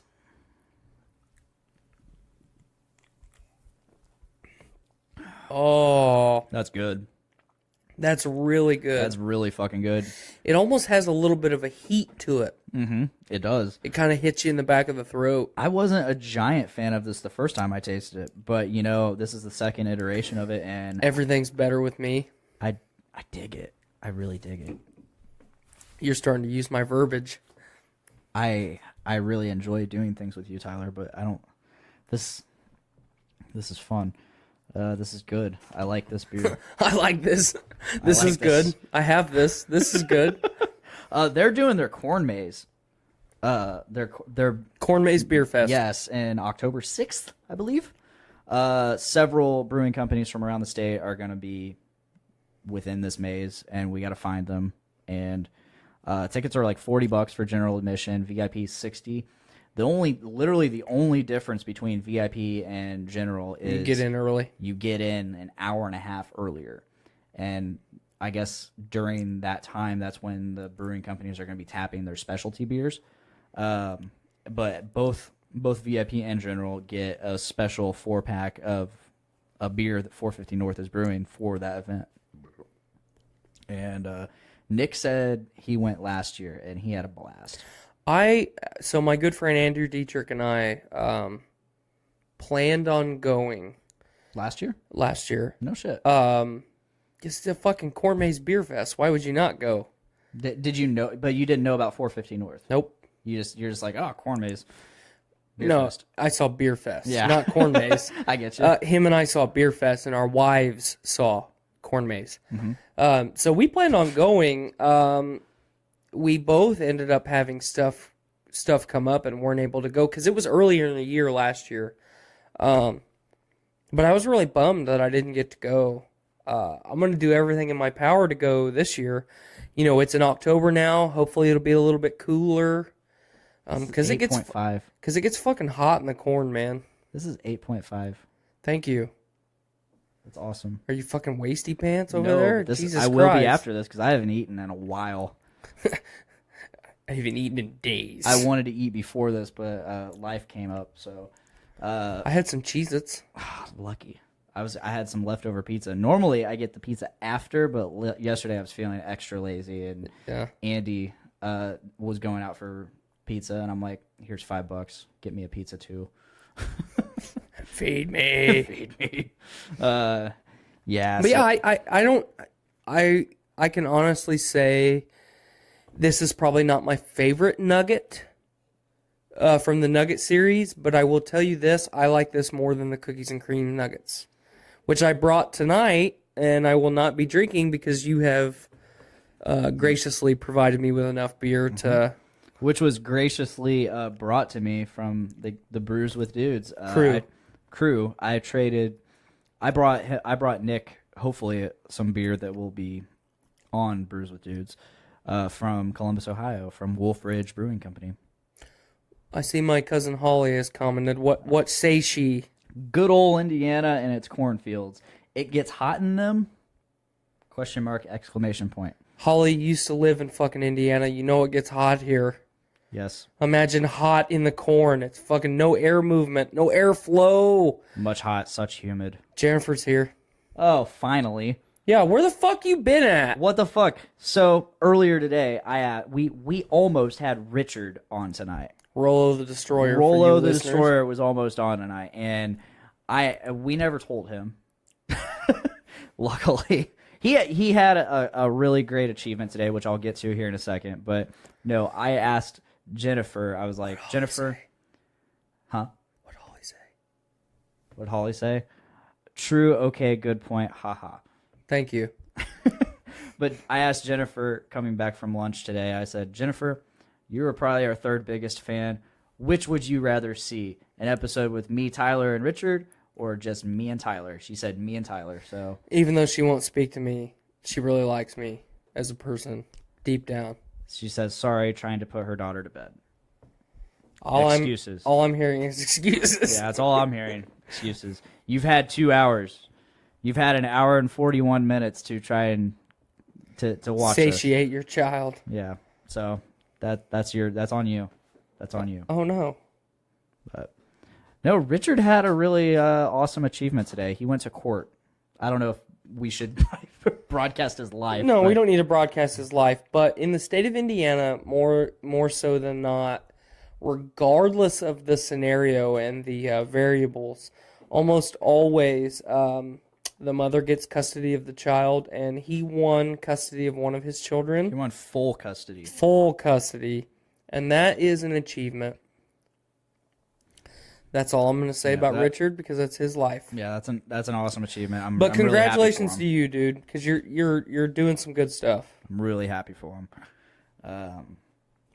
We have a trailer we want to watch. We do have a trailer we want to watch. I want to make one final statement about the Rolo the Destroyer stuff. Yeah, go for it. I have a very strong opinion about people not fucking raising their goddamn kids. Raise your fucking kids, people. You fucking made them. It's not your mom's responsibility. It's not your dad's responsibility. It's not your brothers and sisters, your fucking nieces and nephews. They're your fucking kids. Raise them. Grow up. Be a fucking adult. Get your goddamn life together and raise your fucking kids. Yes. Be good people. Be a regular gay. Be a regular gal. Jennifer says, I've tried to get Tyler to conversate with me. Either he wasn't in the mood or I'm not a good conversationalist. What? LOL. What? What? No. Good comeback. No, you. Good comeback, bro. Just be ready, Jennifer. I'm going to have some conversation stuff coming your way the next time we work together. We also have Mr. Josh McKinney, former guest. Hopefully a guest again sometime soon. I don't know. It depends on if we can get him to my home. He did the emoji thing that you always do. Oh, I know. He that's where I got it from. I got it from I him. figured you didn't come up with that on your own. Fuck off. No, he's making very suggestive emoji. Hey Josh, which one are you making the suggestive emojis towards? Blaine or myself? Yeah. Are you making keep on chatting us up. Speaking of something, I have to say this because I told Calvin this today and he almost lost his fucking mind. Yeah. Joe and I got into it last week. Oh? It was really petty and stupid, but we got into it and he honestly He says put out. Josh says put out. He told me he thought that he was better looking than me. And What the fuck? He honestly believed that. He fucking said it with 100% certainty that he was better looking than me. Joe, my future roommate, I will put this on the internet right now. You are not nearly as good looking as Tyler. And I'm fat. And he's fat. And I'm fat. He's not even fat. You're not fat. I'm just husky. You're just husky. He is Adonis, god damn it. Think back to the husky jeans of the fucking 90s. Anyway, so let's watch this trailer. Let's watch this trailer. This movie's called Hereditary. I have never heard of this. It is a horror film. It was teased last year. I can't remember if it was mid to late last year, but it was slated for release like first quarter of this year. And then if my information's correct, it was pushed back. So I think it's going to come out late summer now, but it's very intriguing. So let's take a peek here.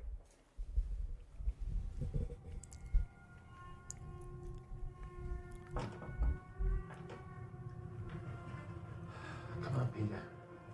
Here's your suit.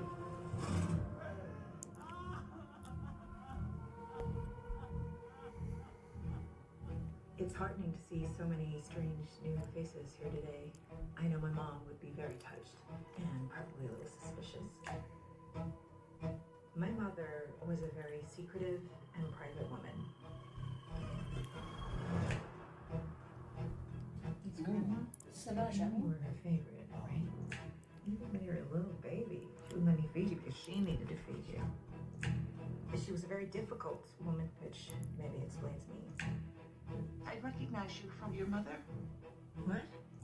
Sometimes I swear I can feel her in the room. Dude, this kid is really creepy. Mm-hmm. Did you see her just cutting a pigeon's head off with scissors? She had private rituals, private friends. Who's gonna take care of me? That's You cool. know, I'm gonna take care of you. But when you die, She wasn't altogether there. At the end. I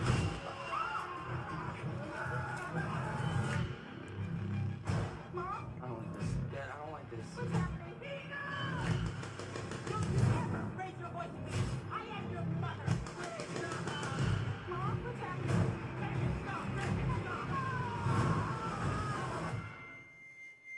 don't want to put any more stress on my family.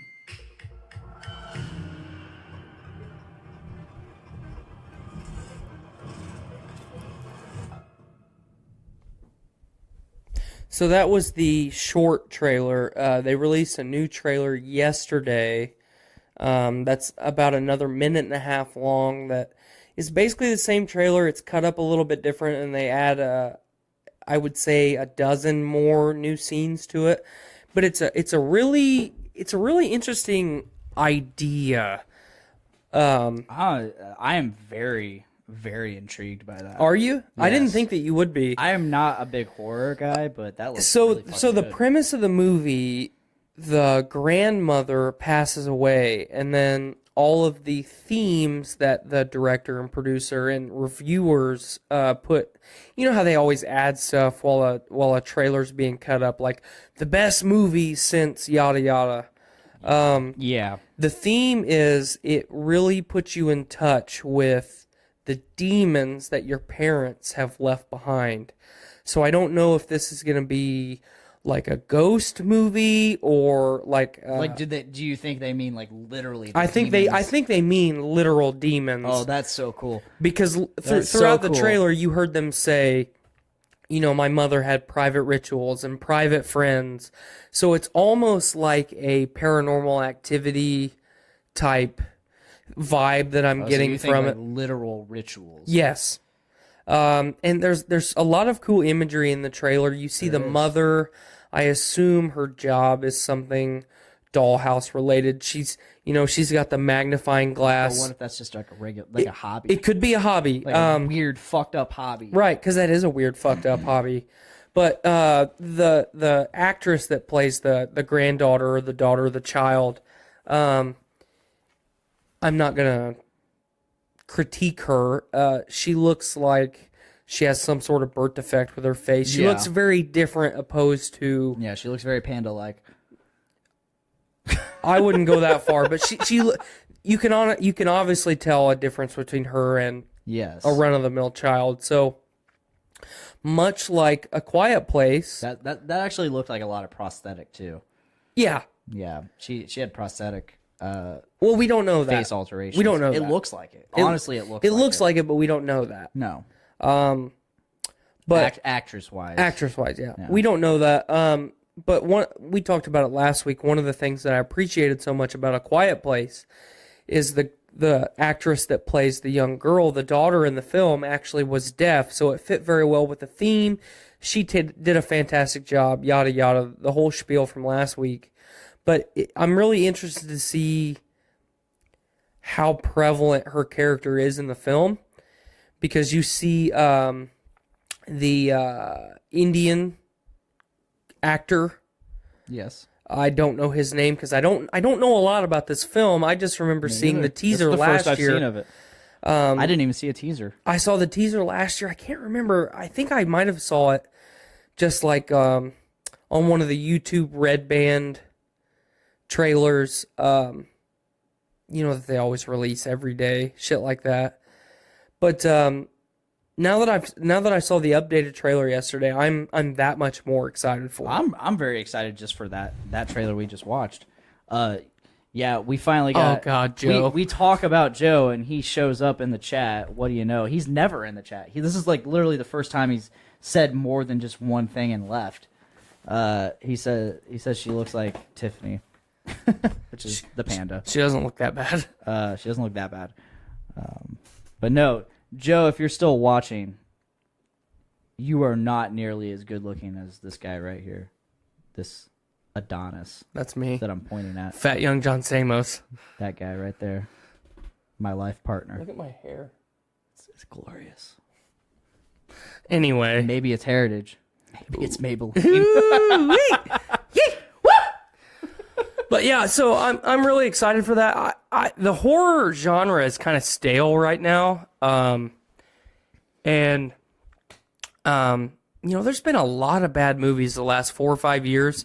I'm so tired of Purge movies. I'm so tired of the well, most and I'm not recent even one. see the sad thing is I'm not even tired of the Purge movies. I haven't seen any of them, but I don't want to. They're not. No. Watch They're them. good? They're not the good. All the right. first one is good. The second one's not bad.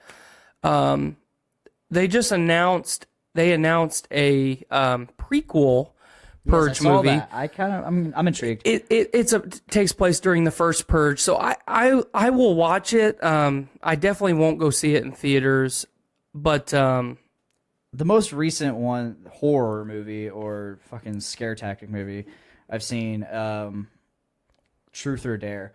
Miranda really... You watched that? No, it's not out. No, it just came out. It came out Friday the 13th. Okay, so Miranda really wants to see that. I have absolutely no desire to see it. Skylar wants to see it, That too. movie looks like just complete garbage.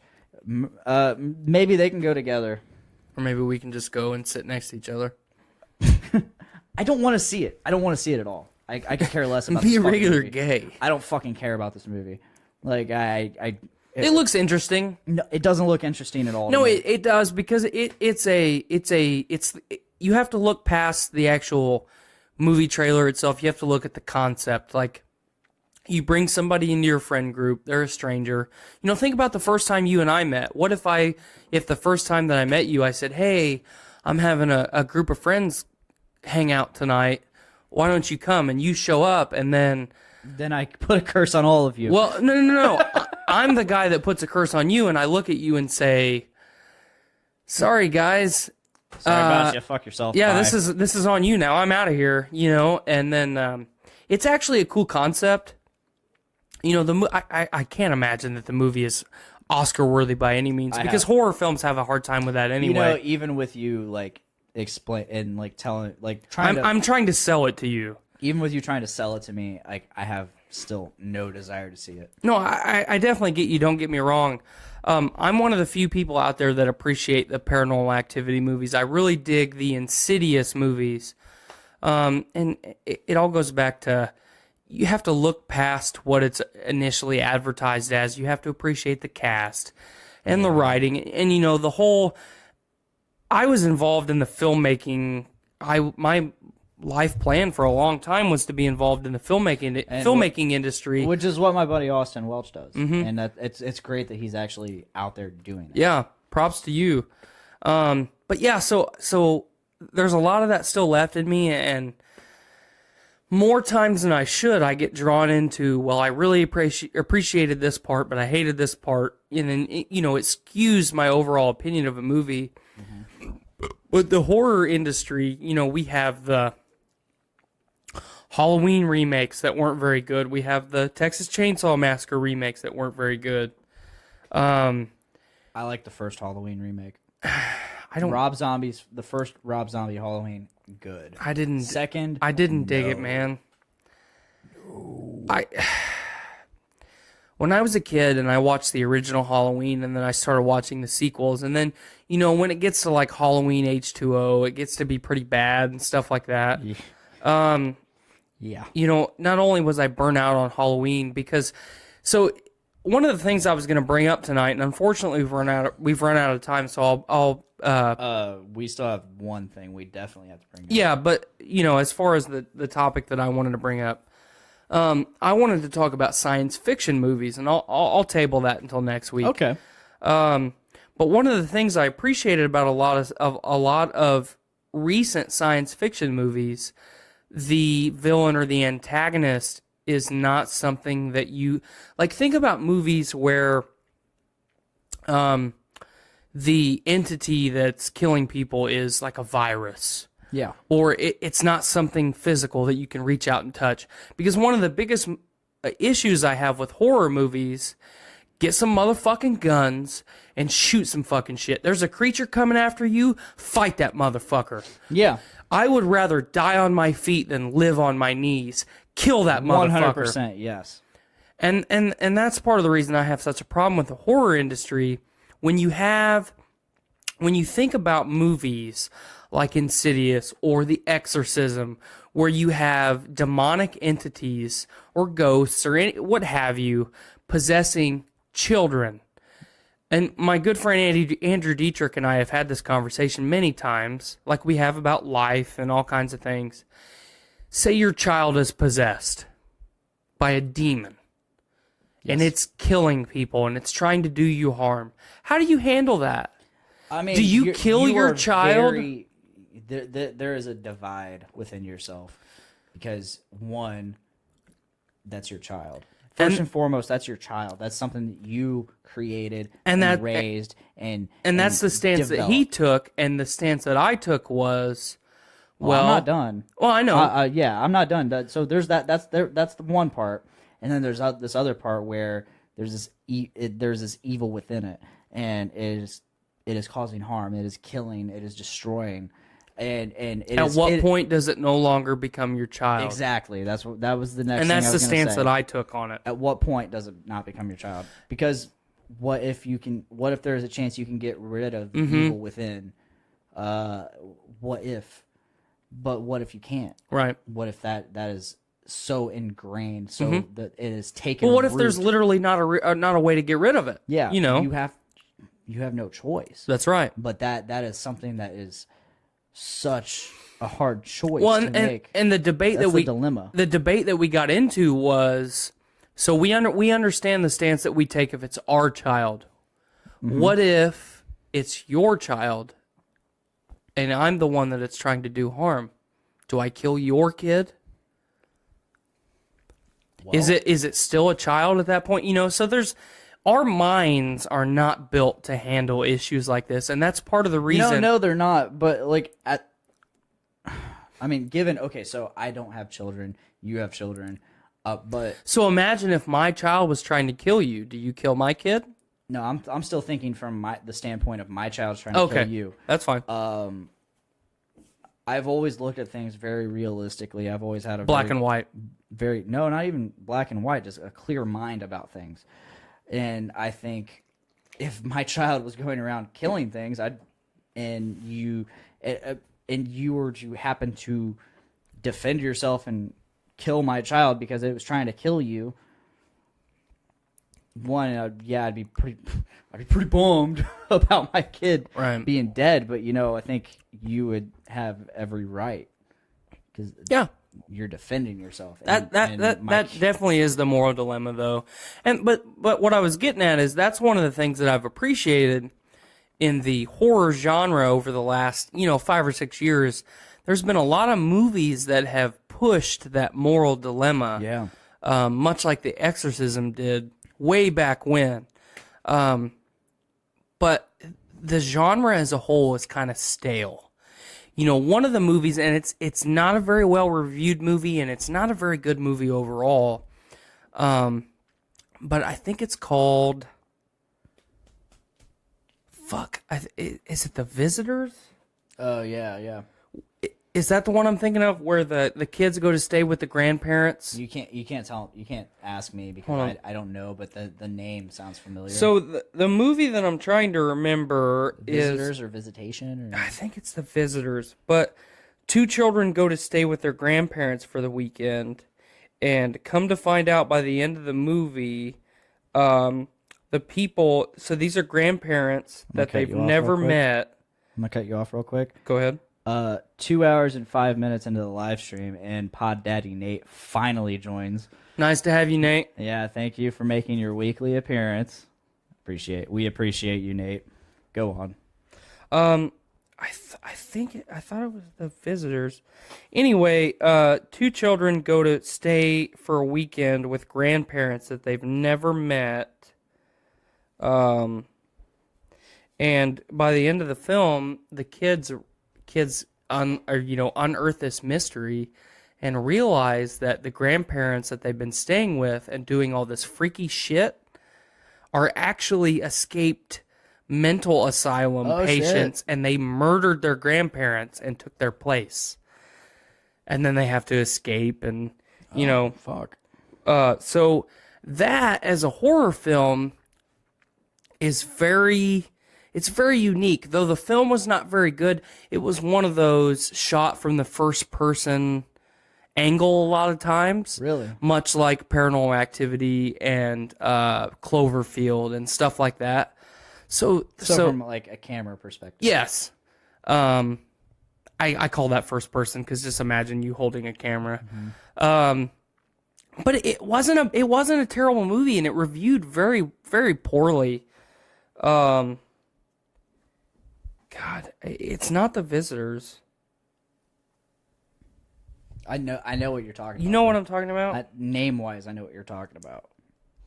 I'm just not a huge fan of horror in general. I like slasher films. Like, I like the old Freddy and Jason See, movies. but Freddy's different, but like Jason, that's the problem that I have with slasher films. Fucking defend yourself. Don't fucking run and fall down. There have been times where they've defended themselves and quite frankly died.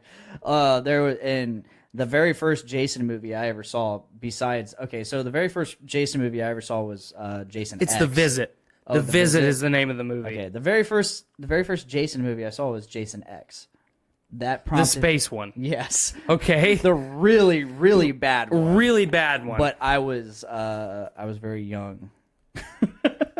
But yeah, Skylar even said The Visit. Thank you, Skylar. We needed you like 5 minutes ago. Yes. Thanks. So I saw Jason X, and then I became obsessed with Jason. I was like, this is so fucking cool. This is so fucking cool. I want to watch all the others. So what's the next one I watch? Friday the 13th, 8. Jason Takes New York. Oh, God. And in that movie, they're on the cast is on this ship that's going to New York City, and they don't even make it to New York until like the very end. Right. They're on the ship the whole time. Yeah, so the major slasher films, Freddy, Jason, Halloween, Texas Chainsaw Massacre, not so much that one, but that's the problem with those films. They get so far into Freddy 8 that the plot is so convoluted and the movie is so terrible and they've lost their luster so much. But that was the thing back then. Right. Back then, people could take repetition like But that. we're getting to that point now, especially with the remakes. We have directors and producers saying, okay, we're going to go back and we're going to basically start this over again. And we're going to get right back there. You know, I personally loved Freddy vs. Jason. I did too. We had some great sweater meat. Yes, Monica Keena, hell yeah. Mm-hmm. We had some actual good writing, you know, not the whole film, but throughout it there was actually some good things to pick and piece together. And we got Robert Englund, fucking Freddy. Yeah, and then you had arguably the two greatest slasher film villains ever. Yes. You know, Michael Myers is definitely there. And for a long time they talked about having wanted Freddy versus Jason since Jason Goes to Hell, where at the very end, Jason's mask is sitting on the ground and Freddy's claws come up from basically hell from the ground and drag it down. Yep. Holy fuck. For a long time, they talked about making a sequel to that where it was Freddy versus Jason versus Michael, and it was all three of them. I would really like to see that for my own enjoyment more than anything, because I dug the Freddy versus Jason film so much. But it's just, like I said, it's just very stale. And with Halloween getting a reboot, hopefully we get a... I think they're going to do the Halloween reboot justice. I'll watch it regardless because it's updated, it's new. I can watch it. I have a hard time watching older movies, and I always have. Mm-hmm. And I've found that if I do watch them, if I just suck it up and watch it, I do enjoy it. Right. For the most part, like 90% of the time. I think the only time I've had a hard time watching something that was older but is like considered a cult classic or a classic, my girlfriend Miranda, one of our first dates, you could call it, was she came over here and we watched The Crow. Watch Gone with the Wind. I've watched Gone with the Wind. And you didn't have a problem with that? I don't know. It's been a long time. Well, frankly, Scarlett, I don't give a damn. Yeah. Why, I do declare, Miss Beauregard. But no, Miranda and I watched The Crow, and boy, oh boy, was I... boy, oh boy. Boy, oh boy, was I disappointed. That movie is a cult classic for a reason. You know, I'm sure it was... A lot of it is Jason, or... you were about to say Jason Momoa. No, it was Brandon Reed. Brandon Lee. I was going to say Jason Scott Lee, you fuck. Okay. Not Jason Momoa. Okay. Fair.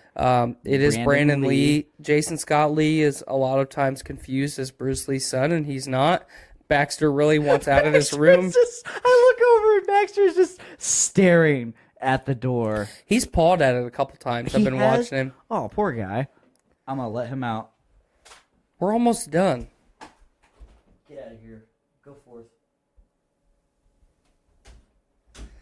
God damn it. Go forth, my child.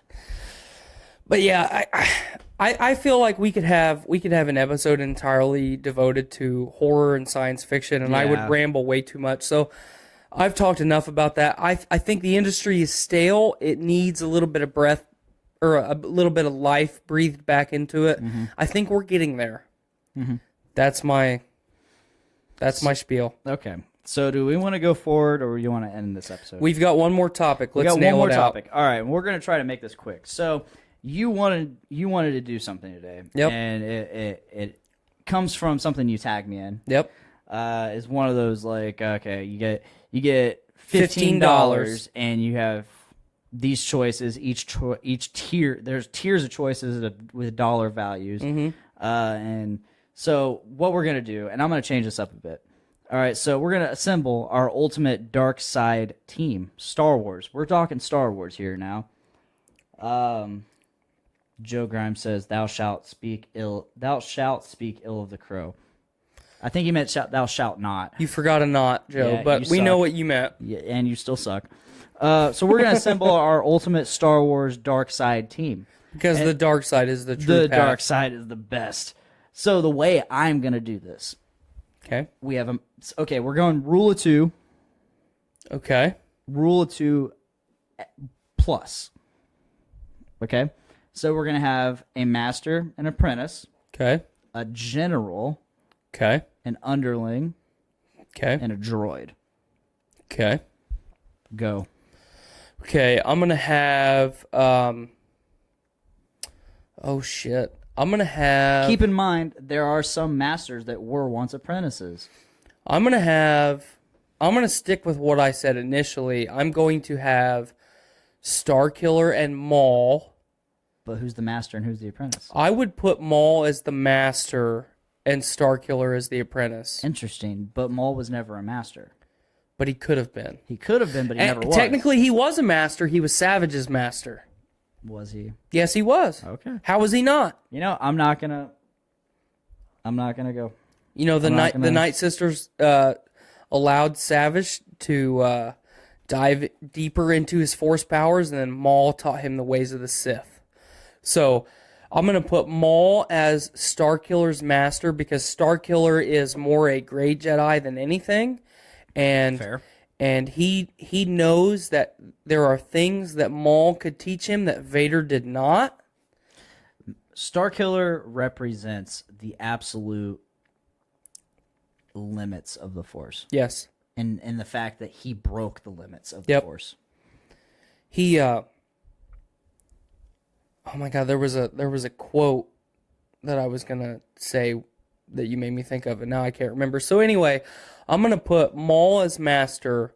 However long that may be, I can't say because Starkiller has so much fucking rage. Starkiller is not only proficient in lightsaber combat, which is where Maul, he's a master of lightsaber combat. He's a master of combat, martial arts. Starkiller is also a master in the Force. Yep. So he would just absolutely destroy Maul if he was still canon. Yeah, I wouldn't disagree with that, but he would know that he no competition. But he would know that he has something to learn from Maul, however long that may be. I destroyed the super nugget, bro. I'm about halfway through. I destroyed it way faster than the hazy powder. But so I would put Starkiller or Maul as master, Starkiller as apprentice, and then you said general. General, yes. I would put shit. I would put Jango Fett as general. Jango? Really? He's more of like an underling or a bounty. He's a bounty hunter, so he doesn't. He's really... a Mandalorian. They're all generals. Masters of warfare. Yeah, okay. They're all fucking generals. He took the mantle of Jaster Muriel. Okay. I don't know much about Django. Oh, I know I'll a give you- lot I'll about give you fucking this. Mandalorian. So I know a lot of Mandalorian too. I don't know much about Django. I would put Django as the general. I And know then, more. I know more like Old Republic Mandalorian, like I know Knights of the Old Republic and before. So I would put Django as my general. I would put, and then you said underling and then droid, right? Mm-hmm. Ooh. I would probably put. That's tough. It would be a tie for me between Dirge and a tie between Dirge and either Dengar or Bosk as the underling. Okay. All three fantastic bounty hunters.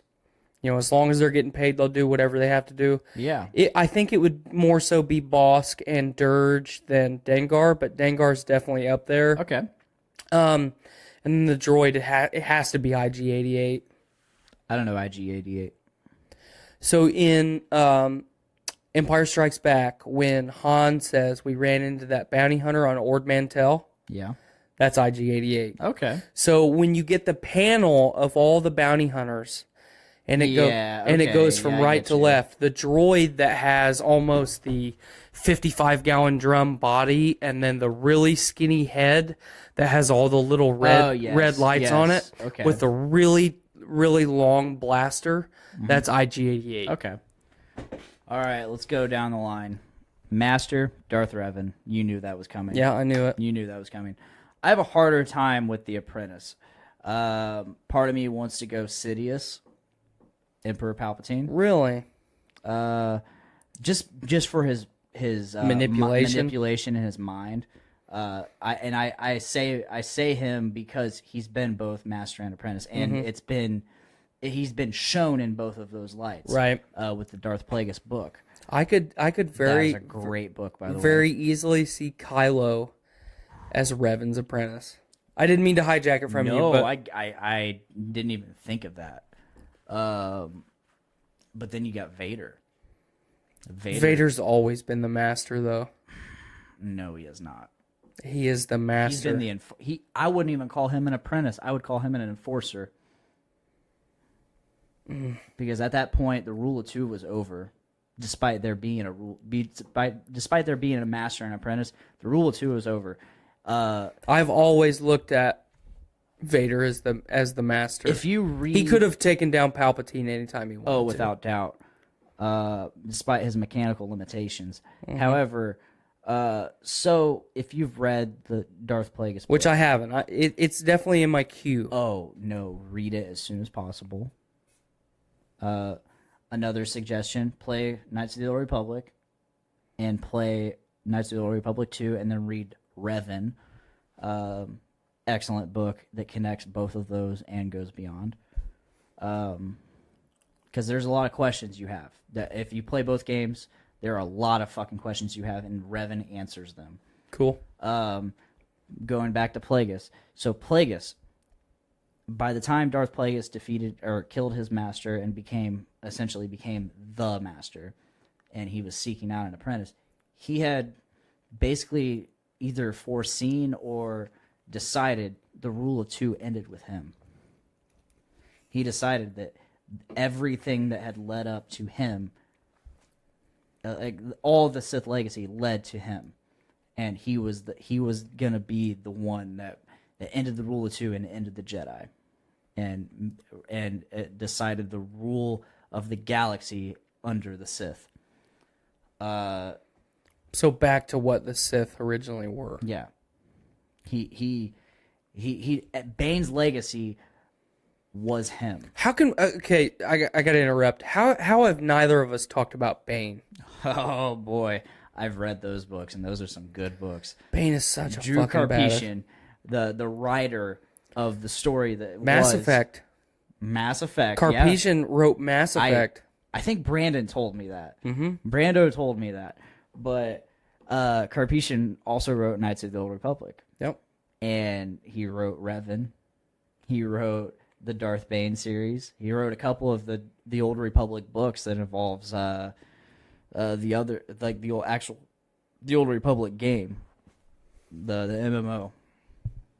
But Darth Plagueis, he basically he considered himself the end of the line, him and his apprentice, and the way he set it up was he was going to be the master, and his apprentice was going to be the face.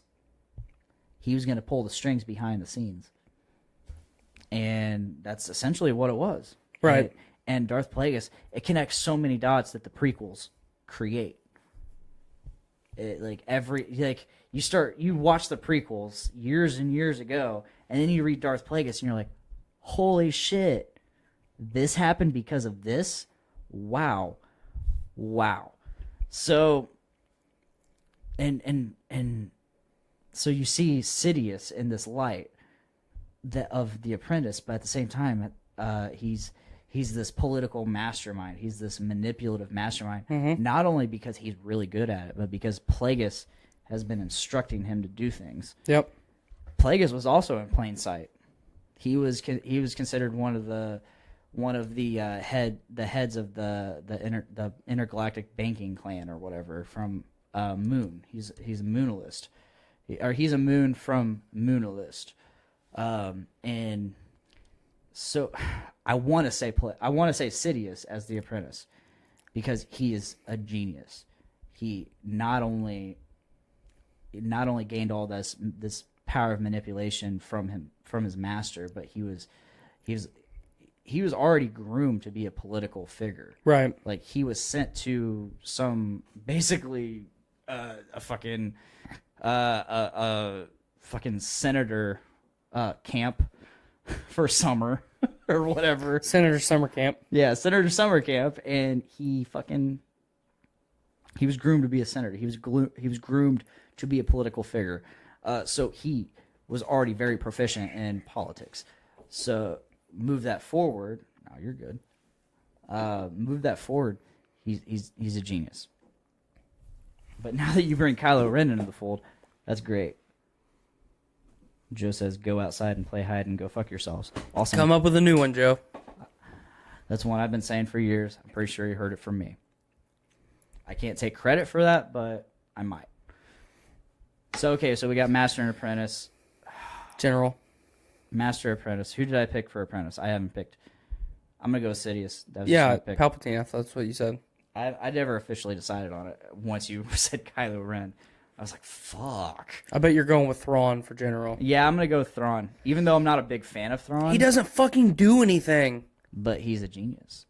He's very... I made my list based on combat. I know you did. You made your list I specifically based on fucking manipulation. I specifically said you based your list off of DPS, damage per second. Thrawn ain't doing shit but telling people what to do. And the best way to stop somebody that tells you what to do is tell them no. And then beat the fuck out of them. Yeah. So, Going with Thrawn for your general? I'm going to go with Thrawn for my general. What was next? Underling. Underling? Oh. Underling's interesting. Because there's a lot of people that we didn't take into account. Aura Singh. Asajj Ventress. Asajj Ventress, yes. Yep. But go ahead and pick your underling so we can wrap this up. Shit. I should have thought about it. I figured you had this all fucking planned out. I have a droid, but I don't have an underling. A stormtrooper. Traitor! Traitor! Yeah, TR8R. As he was called by fans. Traitor. I'm just going to go with him because I can't think of any, honestly. You're not going to pick like a badass bounty hunter like Cad Bane? Oh, Cad Bane. Fuck. No, I'm not. Yeah, TR8R because internet fandom. All right, that's fair. But droid HK47. God, how can you pick HK over IG88? I don't know IG88. HK's not fucking canon. Yeah, he is actually. Because the Old Republic canon. Is it? It is because it's a continuing video game that keeps going on. They can't not. It can't Oh, not be canon. you're going off of the Old Republic, not Knights of the Old Republic. I got you. I'm with you. Well, the Old Republic is Knights of the Old Republic is part of the Old Republic. I know. So therefore, I got you. I'm with you it's now. canon because it's still going, and it wouldn't still be going if it wasn't canon. I'm with you. So, and that's the cool thing about Star Wars. It expands 30,000 years beyond. Mm-hmm. Like, so there's so much history. It's so rich. But there's my list. That's it. There's my wrist. We got to wrap it up. So Take it or leave it. Yeah. Buy a ShamWow. Beat your prostitutes. All right. Do you have any closing thoughts? As always, my closing thoughts are: form your own opinions, do your own research, and I want to close today with a statement that I wholeheartedly believe. The earth is humanity's prison. We need to focus on escaping this prison. The earth is also not flat. We need to expand and sow our seeds among the stars. Mm-hmm. That's my closing thought. All right. Heritage. All right. Thank you guys for listening. Yeah, As also always, thank you for listening. I mean, I guess I should say that. Yes, thank you. Thank you for listening to Podcastrophe. Yeah, thank you guys so much for listening. Thank you guys on the live stream so much for watching. As always, you can catch us live on Facebook every Wednesday at 5:30. Ish. Between 5:30 and 6. Sometimes it's a little late. Sometimes it's a little early. Who knows? Either way, you're going to see us sharing it. You're going to see it. You're going to see the Podcastrophe page pop up on your news feed. Just tune in sometime around then. You'll see us. And as always, you can also catch us in audio format on Podbean, iTunes, Stitcher Radio, Google Play Music, and Spotify, all on the Journey into Comics Network every Thursday. So, I've been Dick. I've been TY. And please make every day a big dick day. Heritage. Bye, guys. Woke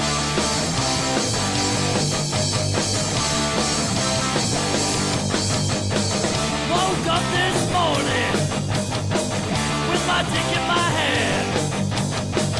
Girl is to the right of me, just like I planned. It's gonna be a big dick day. It's gonna be a big dick day. It's gonna be a